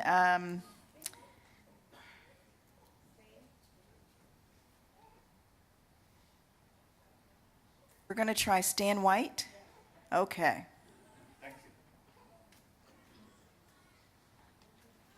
I'll be short before I get cut off. No embarrassment to the administration. I did even reach out, Ms. McCombs, to one of your cabinet members, and ask them to see me in the hallway before I announce what I have to say. They chose not to do that. Maybe she didn't get the message, but I did do that following protocol. I happen to have the fortunate privilege to meet with SDA yesterday, the leaders, and Education Law Center, the leaders. Who else was it, Mr. Khan? Legal representative from the governor's office, and I know I left, and Department of Ed. They didn't show, but they're interested in the next meeting. Ms. McCombs, in the previous administrations, real quick, superintendent did not address every issue. The superintendents prior made the department heads speak because the superintendent wasn't taking the heat in all my tenures. Why I'm saying that, because you reported out on schools that need capital improvement. Ms. McCombs, I'm just going to read to you what I have. You have asbestos abatement, you have roof repairs, chairlift replaced, that one board member couldn't get on stage to even talk to the students at Yorkshire. I was there. So imagine a board member can't get on stage. What about that handicapped kid? That's where my heart was. It wasn't about that board member. Sewage shredder, sewage pumps, boiler repairs, water infiltration, boiler repairs, boiler repairs, boiler repairs, roof repairs, chillers replacement, and we spending money for a playground. Auditorium leaking in 3 schools, cafeteria leaking, need roof repairs. Here's another one, roof repairs, roof repairs, roof repairs, roof repairs. To me, those are emergencies. You didn't report them out, Ms. McCombs. But I got it right here. Somebody in your staff is not telling you the truth. And I'm not accusing nobody. Ms. McCombs, I'll be happy to give you this tomorrow. I'm serious. Ms. McCombs, you talk about racial institution. Stan White was born here in Branch Village, New Jersey. Branch Village, Camden, Centerville. Knew your mom, hung with your mom. I'm not going to let nobody destroy what you say in this district. I swear to God. Thank you, Mr. White. Thank you, ma'am. All right, number 17, Troy Oglesby Sr. So I'm waiting on somebody to call me tomorrow and say, Mr. White, come see me. Because none of the rest of you do.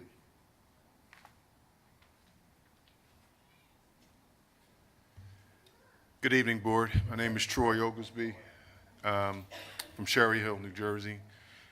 I just came to support the young men and women of the Creative Arts School that came to support me when we called for a protest from the very racist remarks from Hotech CEO.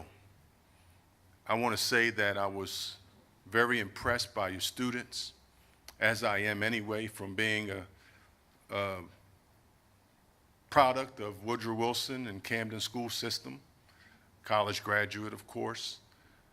And I've dedicated my life to serve in my community, not just the community where I have to live to give my children You know, my children were all in Jack and Jill, if you're not familiar with it. It's a disparaging organization, but it's meant because it tells you that you're going to have an economic benefit from having parents that went through it and don't want you to go through it. So but your kids need to be connected to their community. So my children volunteer hours upon hours through Jack and Jill to do and give back in their community so that they understand just because we live in a high-end tax district of suburbia that we're still from inner city and our roots are from there, and that we have a responsibility to give back and be a part. Those remarks were so powerful that to see the children, we had to give them the lead. And now they're going through a little something. A few of us had a chance to meet with you, Ms. McCombs. I thought it was a very productive meeting. I thought we carried ourselves well in terms of keeping neutral. Nothing was expounded upon that would cause any problem to an investigation. But I hope that the message was sent that everything should be fair and transparent. Because what this board and also city residents in the city of Camden and the people in office need to understand, we don't have transparency. That's why people like myself and others that speak have to dedicate a lot of time, ridicule, not just being reactive, but we're proactive. But people in positions like what you're in, we need to have transparency. We need you to stand and fight so that we can fight with you instead of making it feel that we're fighting against each other. If progress is what we're all seeking, then our agenda should be the same. It should be the same up and down the board. And we don't get that. We're in every battlefield possible. People who get $260 million can discount us, talk about mothers and parents and they don't even know them. And then all we ask for is an apology. And then they say we're not even going to show up. There's supposed to be a summit. We had none. But again, I just implore that we work together and have transparency in government. And please do whatever you can to get those kids back in school. Thank you so much for your time. Thank you, Mr. Oglesby.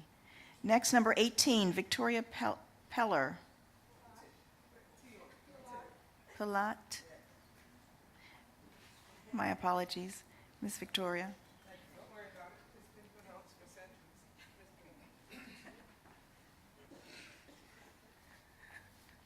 Good evening. My name is Victoria Palat, and I am a seasoned teacher, 20 years plus, now serving at Woodrow Wilson High School and an alumni of the Camden City School District. I'm here tonight to fight for the rights of the city, the people of Camden. I believe since 2002, they have been denied the right to vote. As a social studies teacher, as you well know, this country was founded on the premise, no representation. People fought and died because they could not vote. The people of the city of Camden have an opportunity to take back the right to have a voice in their elected board, the Board of Education. Vote no to say yes, that's how I frame it. Yes to the right to vote, to be able to have a say in who represents you on this stage. Because as you look around and see very few people in the audience, if you have no say, why show up? Let's be honest. And I believe that once you see people have worked for you to get you elected, come out because their children are in these schools and they want to see that what they are saying, the holes in the buildings, are being addressed, because elected people work for the people who vote for them. That's the system that we bought into in 1776. So we have to, I disagree with you terribly about that. We have to get the right to vote for our people. So if you are a community member, if you're involved in the community, we're coming out, we're voting voter registration, and we're also going to campaign for the right of the people of Camden to vote for their elected officials. Thank you. Now, I also have one other note, without mentioning names. Last year was a wonderful year at Woodrow Wilson. Great and magnificent change. For the first time since I've been teaching as a teacher in this district, have I seen school behave like it used to. There were more than just proms. There were dances, there were activities, there was fun, there was education. And the man that affected that change is not back in his building.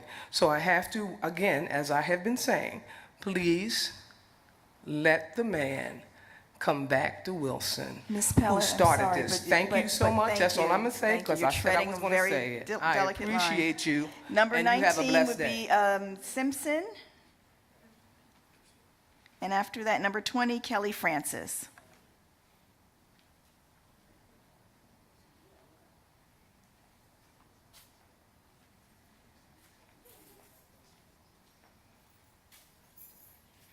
Good evening. I'm Lewis Simpson. I'm an intern at PGCS. I'm a graduate of Woodrow Wilson 1982. I have two sons that have graduated from the Camden school system. I have a stepdaughter that's at Mastery Kramer Hill, and my concern is with the IEP people, the kids. What is the school board, and particularly you, Ms. McCombs, what is the school board in the district going to do about tutoring? What are they going to do about curriculum? My daughter's in the 8th grade, but she's not on the 8th grade level as far as reading and math. Are we just passing kids just to get them out of our hair? Or are we just turning the problem over to someone else? Because she needs after school tutoring, which I find I'm stonewalled at every turn I take at Mastery. Everybody wants to pass the buck. I am very concerned about my stepdaughter's education, and I just want some answers, and I want some straight answers. There's a certain amount of money allocated for this, that, and the other. Well, can I see it? Because I don't want her pass through life and, just being taught that no matter what you do, we're going to let you slide. I want her effort to equal her education. If she's put in the effort, I want her to get a fair shake. I want an even playing field for not just her, but all kids at Camden. All kids, period. Even playing field. Thank you. Thank you. Next, number 20, Kelly Francis.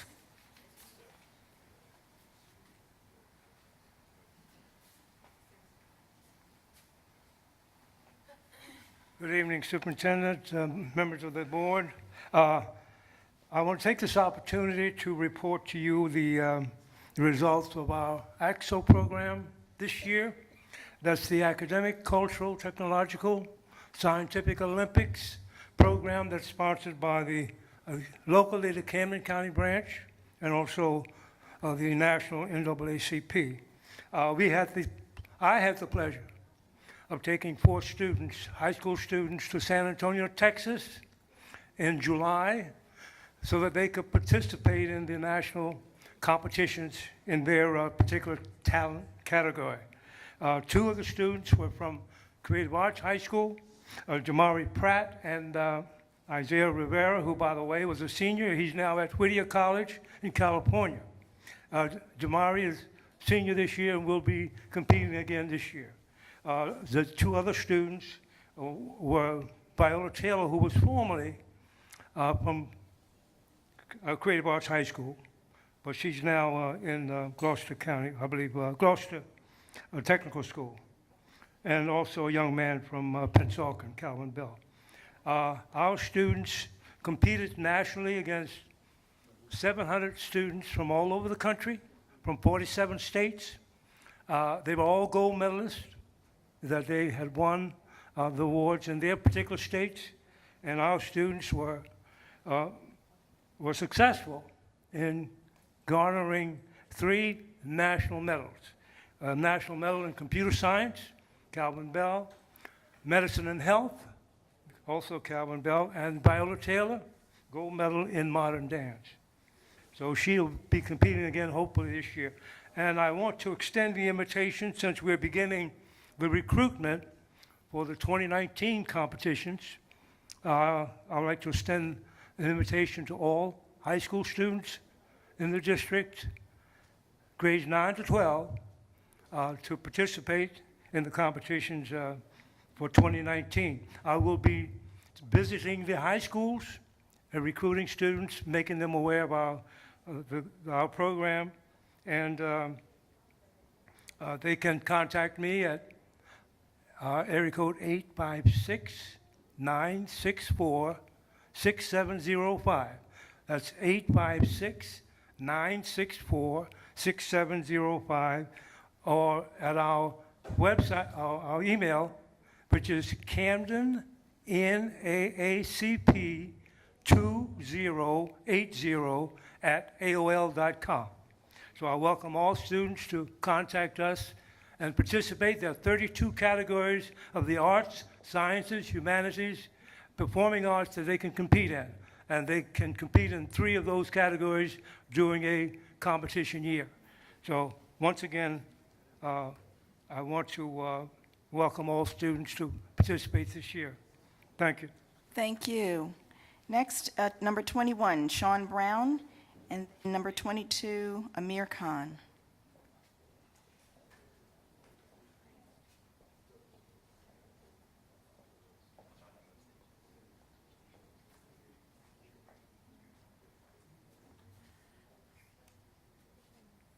Good evening, everyone. First to Ms. Otero, I remember when you were in the school board in my first school board meeting, which was 11 years ago, I believe, in 2007. I was obviously a little bit younger, but somehow you stayed the same age. And I remember we would have these like sidebar conversations, and you were pretty helpful in giving me some good advice and giving me some perspective on what's going on. So I wish you success. I think this board's a little quiet, which I guess in some ways is a good thing. But I know I don't need to remind you or Mr. Tolliver, who I don't know as well, of the great honor and privilege it is to sit on this board. But I wish you guys success. With that said, I just wanted to let you know about a little project that I'm working on with a few folks. As you may know, the city of Camden has the highest juvenile arrest and detention rate in New Jersey. They measure the data by both city and county. So Camden County has the highest, higher than Newark, higher than Jersey City, and other cities in New Jersey. So it's a crisis. And I know a lot of folks, including Mr. White and others, have been involved in juvenile justice in this city for a long time. What's new is the prosecutors, the judges, the juvenile judges, community organizations, funders, including the KC Foundation, are coming together to say we need to look at juvenile justice a lot differently than we have before. And one of the several elements of that is looking at what collaborations with the community looks like.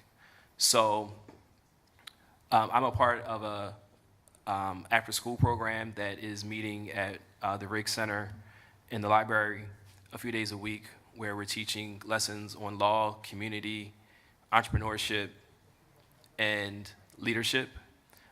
We are welcoming really everyone in the community that wants to come by and learn some of these lessons to come on by. Rising leaders, Mr. Prelo, and other good folks have been by and checked this out. We are continuing to accept young people into the program. I sent the information to Ms. Hinson, Ms. Almitri, and Ms. Perry to share with FOCs at the schools. And what we're doing is an example of, I think, it could be done in a lot of their fields too, right? So we're saying, how do you play, Ms. McCombs, how do you play the inside, how do you play on the inside and the outside at the same time? How do you say, from the inside view, you're within a system, which could be education, could be juvenile justice, you're in a system, and you have to play by the rules that are set by government, by regulations, by being a professional. On the outside, you Thank could be you, Mr. Brown. Your time is up. You know, So we will have Ms. Amir Khan. Thank you. You gotta give me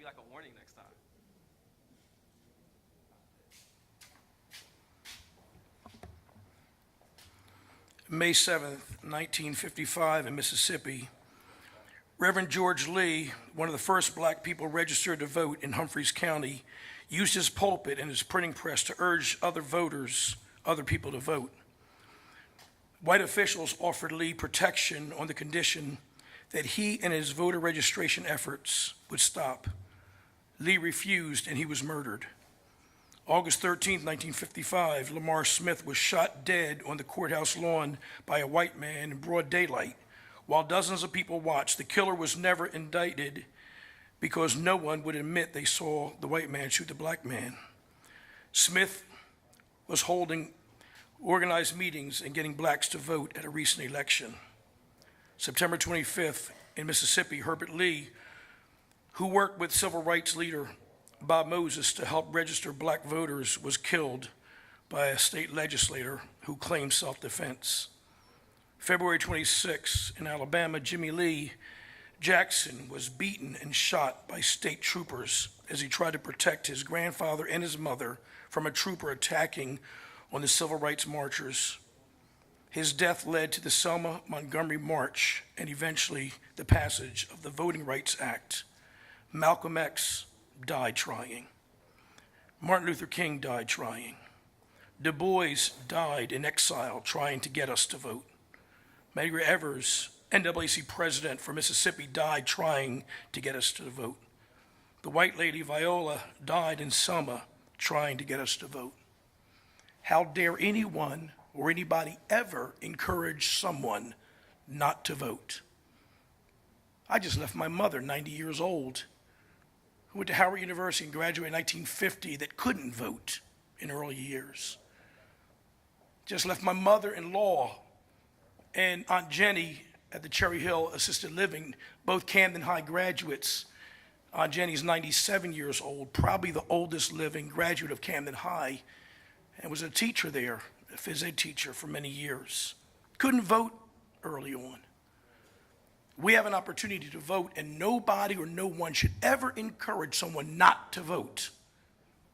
What it says to our young people is that someone else has better knowledge, better insight, and better knowledge, so let us handle the vote and let the mayor appoint someone. I believe each one of you, if you want to be on the school board, run. Get a campaign together. Get those that believe in you and support you to vote for you. There should never be a time where someone should use their position, their power, or level of influence to tell someone not to vote. Ms. McCombs, I just want to ask you in all due respect, because many times I get it wrong and I might miss the communication. I appreciate you saying that you grew up here and you believe in voting and your mom is here and you worship here. But at the end, I thought I heard you encouraging that we continue with a mayoral-appointed board. Mr. Khan, thank you. Your time It wasn't is up. clear, but I do ask that question in Thank all you. due respect. Thank you. I will now turn it over to the superintendent for responses. All right, thank you very much. Thank you to everyone for your questions. I'm going to go through these one at a time and hopefully be able to address all of the questions fully. Mr. Perez, you had a comment and a question about positive male role models and wanting to be able to ensure that positive role models, that we're having more opportunities for them to be in our school, to be able to influence our students positively. I want to thank you for yourself being a positive role model. We agree that more can be done to support positive male role models and encourage more men to enter the teaching field. We also are always open to opportunities through our school-based youth services or any other mentoring programs that we have that are functioning to be able to expand those as well. But thank you for bringing that and keeping that at the forefront of the conversation as we think about what needs to happen to guide our young people. Mr. Jose Ocasio, You had a question about wanting to see more, Ms. Ocasio, I'm sorry, Ms. Josie, not Jose, Josie Ocasio shared that you want to see more opportunities for young people to take part in intramural or citywide activities. We definitely agree. I definitely agree wholeheartedly. I'm working with our charter and Renaissance partners to offer students more citywide athletic, academic, and extracurricular activities. That's something that came up across the city in the Listen and Learn tour. So I'd say stay tuned as we continue to figure out and partner and roll out our plan in that area. But your voice is heard and will be incorporated.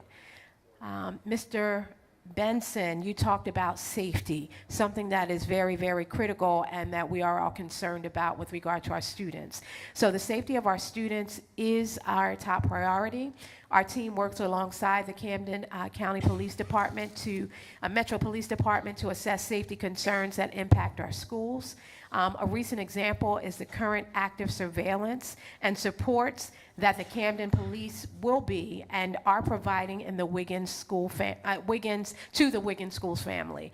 The more information our team can gather, like you mentioned today, will help us continue to address the safety concerns impacting our schools and students. So we're working, and the police department has been very responsive to our calls and concerns to beef up security in areas of our district, and so surrounding our schools in particular. So we need to continue to work with them as more emerging issues arise around other schools, as was stated also by Mr. Delgado, to make sure that we are able to ensure that our students are safe to and from school.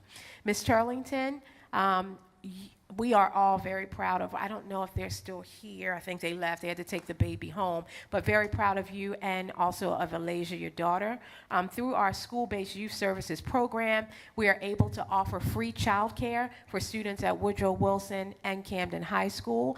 I understand that, I think that question probably was in reference to Renaissance schools, especially Mastery, who now has a high school, and whether or not they would be able to offer the same. So we're able to offer that in district at our 2 comprehensive high schools due to school-based youth services grants. But our team will follow up to make sure Alasia knows all of her options as a teen mom and as an honors scholar. Michelle Pablone, if I said that wrong, I'm sorry, because I see an L in one place and not in the other. Thank you for the opportunity to visit Mastery, and I was there for Listen and Learn tour as I was going throughout the city and throughout all the communities. I appreciate all the Mastery families who take the time to share their experiences and feedback with me, as I do all of our parents from all of our different school types, as we try to figure out and collaborate on what to do to ensure that all of our students across the city are rising. Alasia, again, I know she's gone, but I wanted to just go on record since this is being recorded. Thank you for your very powerful comments. I know you will go far for yourself and your daughter. We know it. We feel it. And with the support of your teachers and, of course, your mom. And we will continue to support and encourage you and Mom as you are moving forward in your academic pursuits. Zion, I don't think Zion is still here either, but Mrs. Adams, thank you for your thoughtfulness and dedication to your education. As was shared earlier, of course, we can't speak to the details of personnel matters, which you did not ask us to do. However, please know that the district is serious about due process and ensuring a fair process for all staff members. So we are looking at our process, and we will make sure that whatever outcomes and decisions are based on a fair process.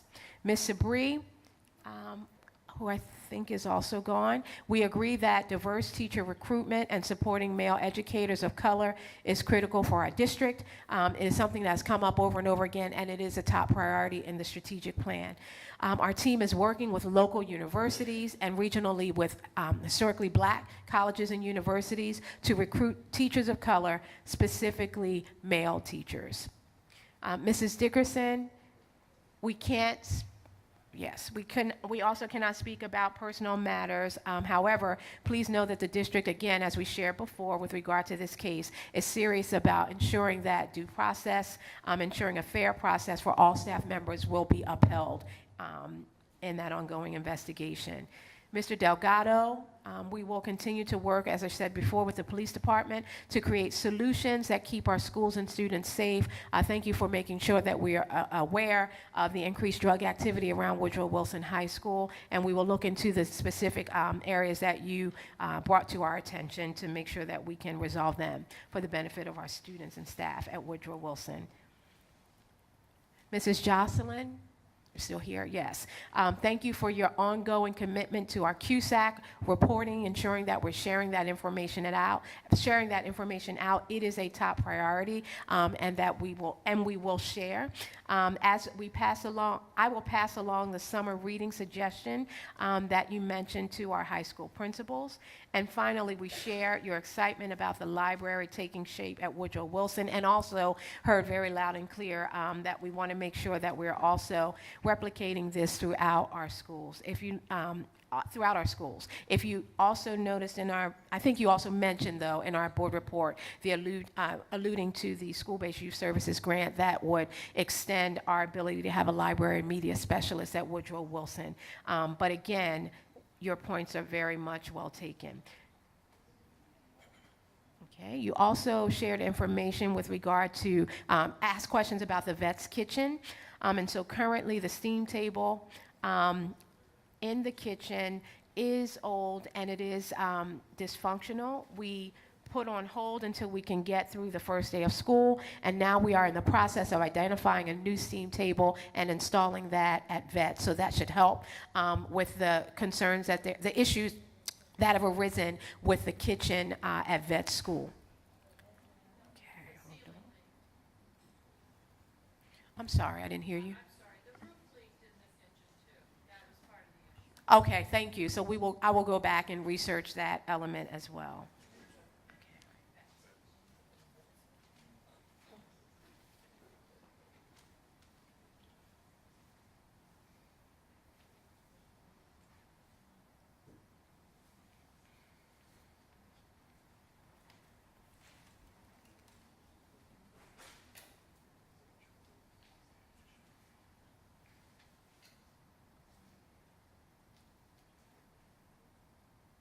Thank you for your patience. I'm frozen.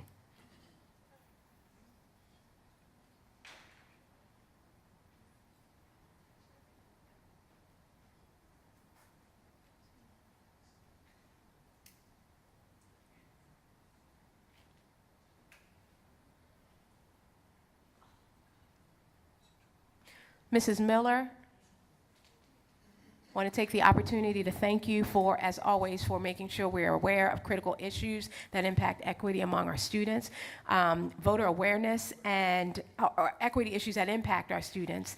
Voter awareness and registration is so critical. We are in the midst of a district-wide campaign in all high schools to push voter registration.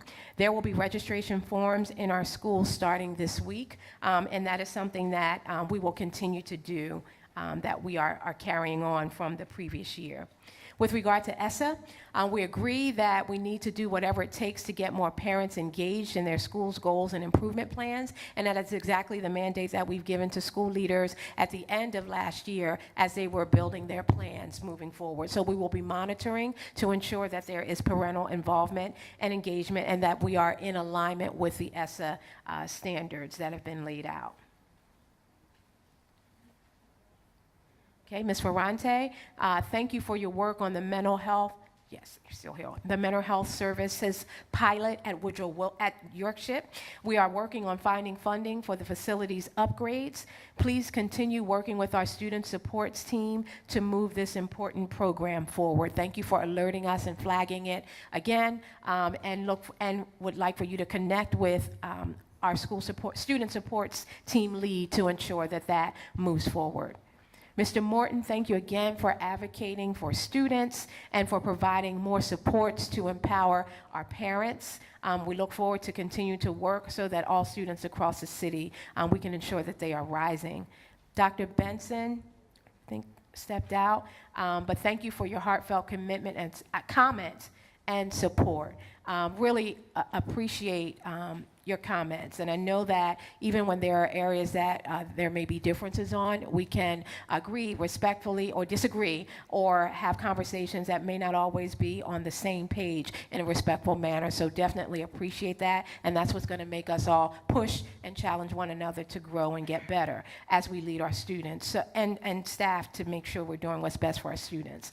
So while we may come down on different sides, again, as I've shared, I definitely deeply appreciate your concern for our students and for the concerns that you raised with regard to ensuring that our community members are able to exercise their right to vote when they go to the ballot on November 6th, which I do support. Dr. Benson, and we can have follow-ups after that. Mr. White, thank you as always for advocating for our district and its facilities to the Schools Development Authority. This was the first time, as I shared in the opening, reporting out on facilities, and I did not give an exhaustive list of all of the facilities needs at that time. So again, as we're trying to transition over and think about how to include a more exhaustive list in our board report, I wanted to at least begin to bridge the gap by sharing some of the key top priority facilities areas and challenges that we're facing. But you're absolutely correct. What I shared was not extensive. As I mentioned, those were the high priority areas, but I look forward to sitting down with you, and we're going to make sure that there is a meeting set up to hear in more detail, and I'd love to see that list that you share, that you have in your hand, so that we can make sure that we all have the same information. Mr. Oglesby, thank you for supporting our students and using their voices to promote positive messages about young people in Camden. And thank you, as you stated, the meeting that was held with community leaders and myself and Mr. Bell last week was very, very positive. The tone was great. It pushed us. Again, it helped to push us toward thinking about our processes. So we hope to continue that forward, and we do share the desire to get our students back in school as quickly as possible. Ms. Palat, are you still here? Okay, she may have had to step out. But Mrs. Palat, thank you for sharing your perspective as a social studies teacher and lifelong resident. Thank you also for sharing your perspectives not only on your experience at Woodrow Wilson, but also on voting and the importance of voting. So I would love to talk to you a bit more. I know Ms. Palat stepped out, but to have a deeper conversation. Mr. Simpson, you are 100% correct that students who are falling behind need extra support. We're grateful for programs like the Rutgers Ignite program, after-school program, and other after-school programs that we have in our schools to give our students extra academic enrichment, but we can do more and are always looking for opportunities to partner, to find grants, to support principals as they're developing their after-school program budgets to be able to provide that extra enrichment. We will continue to do that for all of our students. You mentioned students with IEP, but for all of our students, these programs are available to them. Mr. Francis, thank you again for your long-standing dedication to giving our students academic exposures and rich experiences and the opportunities to be able to showcase their talents, not only their performing arts talents, but their academic talents with other peers across the country. So again, thank you, and thank you for sharing the information. We'll make sure that we're able to circulate that, excuse me, in our School Leader Digest and on our website as well, so that students more students can have the opportunity to apply to be a part of that wonderful program. Mr. Brown, thank you for leading the important work that you talked about in empowering our youth who have been adjudicated. This has, as you mentioned, been shared with FOCs, and we are looking forward to getting more involved. Would like to hear more about it. I know there wasn't enough time adequate to share it at the mic under 3 minutes, but definitely are interested in learning more about the program and how we can reconnect our students with schools so that they are able to continue on their trajectory in a positive way.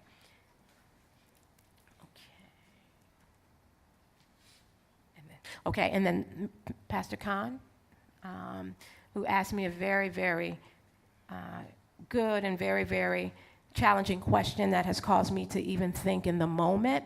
So I want to go back and share what I shared with regard to my comments. I deeply value our residents' right to vote, so you're right. I did share that my mom lives here, my sisters, and I was sharing my family members, and that I am a part of this community and worship here, and have dedicated my life to education in this city. So I do.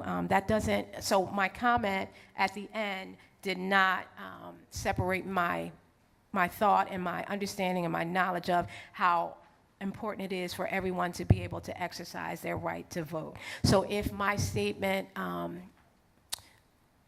appeared to be me using this position of influence, which I highly respect, I definitely did not mean to come across as trying to impose my views there. So I will take a look again at what I shared, and do appreciate, and I'm not just saying this, I do appreciate your feedback in that area. So it will cause me to have the opportunity to reflect, because that definitely was not my intention. What my intention was to share that in our efforts to move forward toward local control, seeing the existing structure, the governing structure that exists now with a mayorally appointed board, had shown signs of us growing, had shown signs and helped to drive the impetus in moving forward from having 23 out of 28 of our schools that were considered failing, to moving to the place where we have about 8 of our schools in priority status. So thinking about the governance structures that are in place, the advisory board, which is one of those, I was sharing as an educator what I believe would lead us to local control. Again, if whatever I shared was me imposing, because I tried to honor the value of respect and humility and operate in that manner. That was not my intent, but there are unintended consequences, I know, to everything that can be stated. So I believe that both can coexist. I believe that residents should have the right to vote on November 6th for whether or not they believe that there should be a mayorally appointed board or an elected board, which is something that I was very clear about. And then I stated my opinion as to, based on experience in this role and the previous, and being here and seeing things for over 25 years, as to my educational perspective on what could get us to local control faster. I will take a moment tonight, though, and reflect and look at those comments again, because I want to make sure that whatever I say is not ever seen as me imposing my beliefs on anyone. So I believe that everyone should have a right to vote. If that was not clear, that is what I am saying. I'll say it again. On November 6th, everyone in the city, including my mom, including my sisters, including the people who I worship with who live here, should have the right to vote on what they believe should be the governing structure, which is mayorally appointed or elected. So again, I will rethink about how that was messaged, because I never meant to impose my tone. And I am definitely happy to have a conversation offline with you to make sure that you're pushing and we're challenging and we're having an open dialogue. I want to be transparent. I'm not trying to cover anything up, but I never want to impose my view on anyone else. I can just share my informed opinion about what I believe it would take in order to move toward local control, but never denying anyone the right to vote. So I just want to make sure that is very clear. And I think that was the last comment, but I'm definitely open to having other conversations about it. Thank you so much for your patience, and for those of you who stayed to hear the answers. And yeah, thank you for your patience.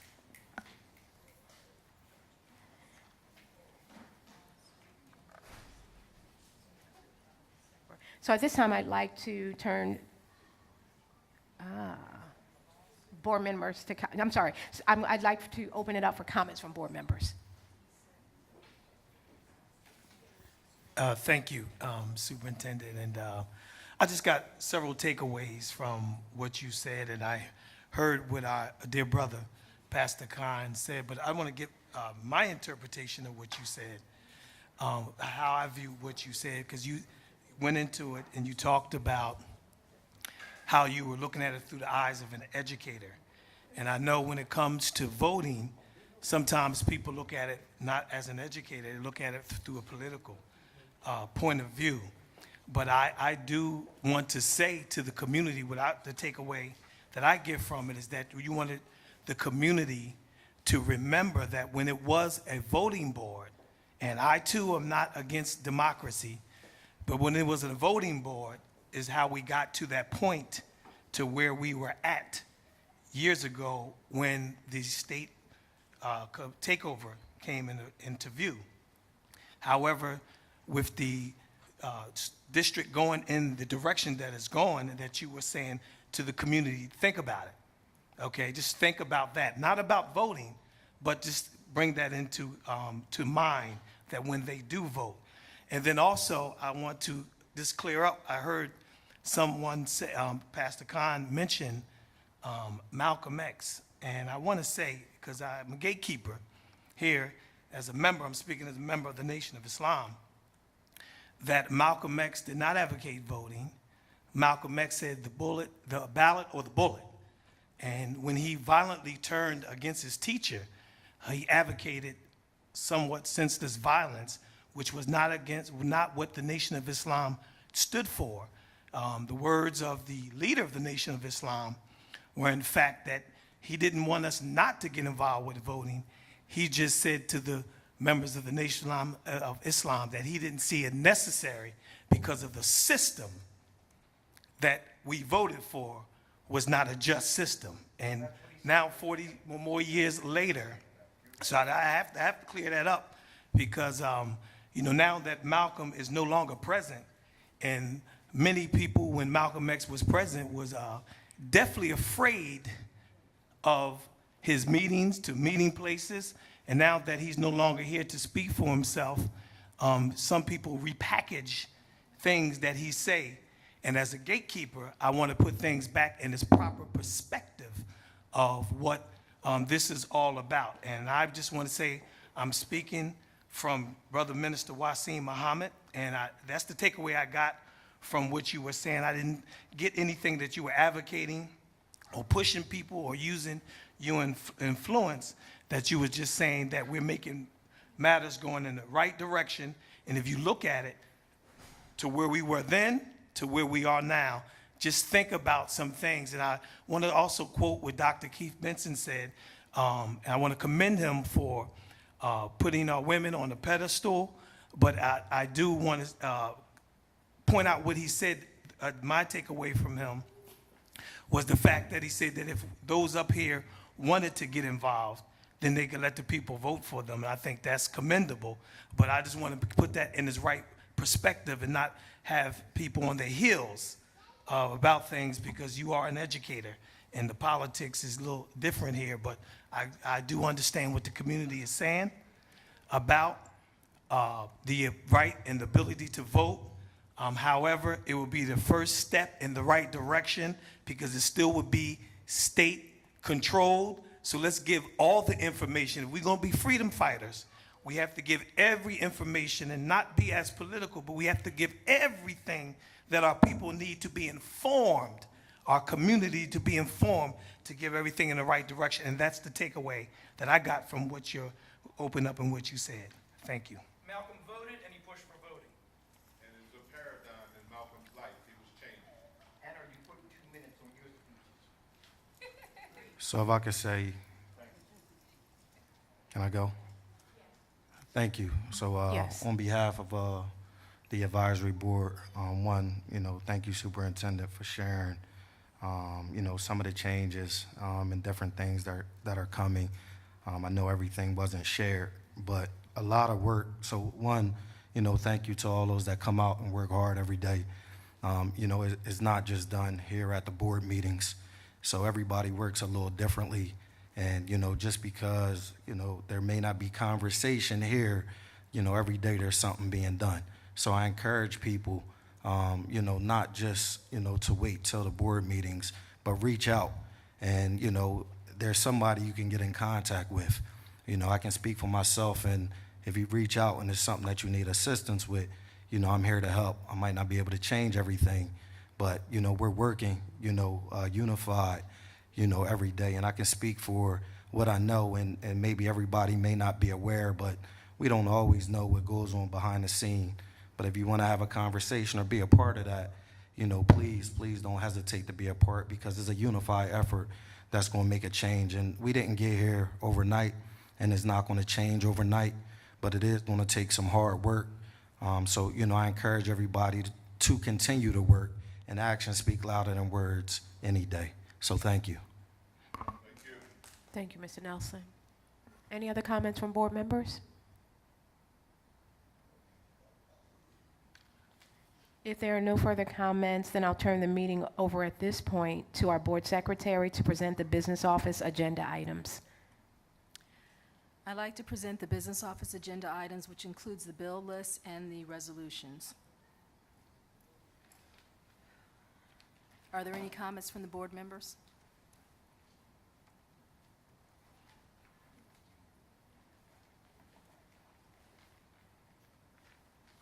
Okay, if there are no comments or no questions, in accordance with the powers vested in the State District Superintendent under Title 18A, I hereby approve today's superintendent's agenda items and business office agenda items. At this time, I call for a motion to adjourn the meeting. Motion to adjourn. A motion to adjourn was made by Minister Mohammed, and it was seconded by Ms. Atwood. I'm going to call your name. Please say yes or no if you vote to adjourn the meeting. Teresa Atwood? Nam Nelson? Yes. Carmen Otero? Andrew Tolliver? Wasim Mohammed? Yes. The meeting is now adjourned.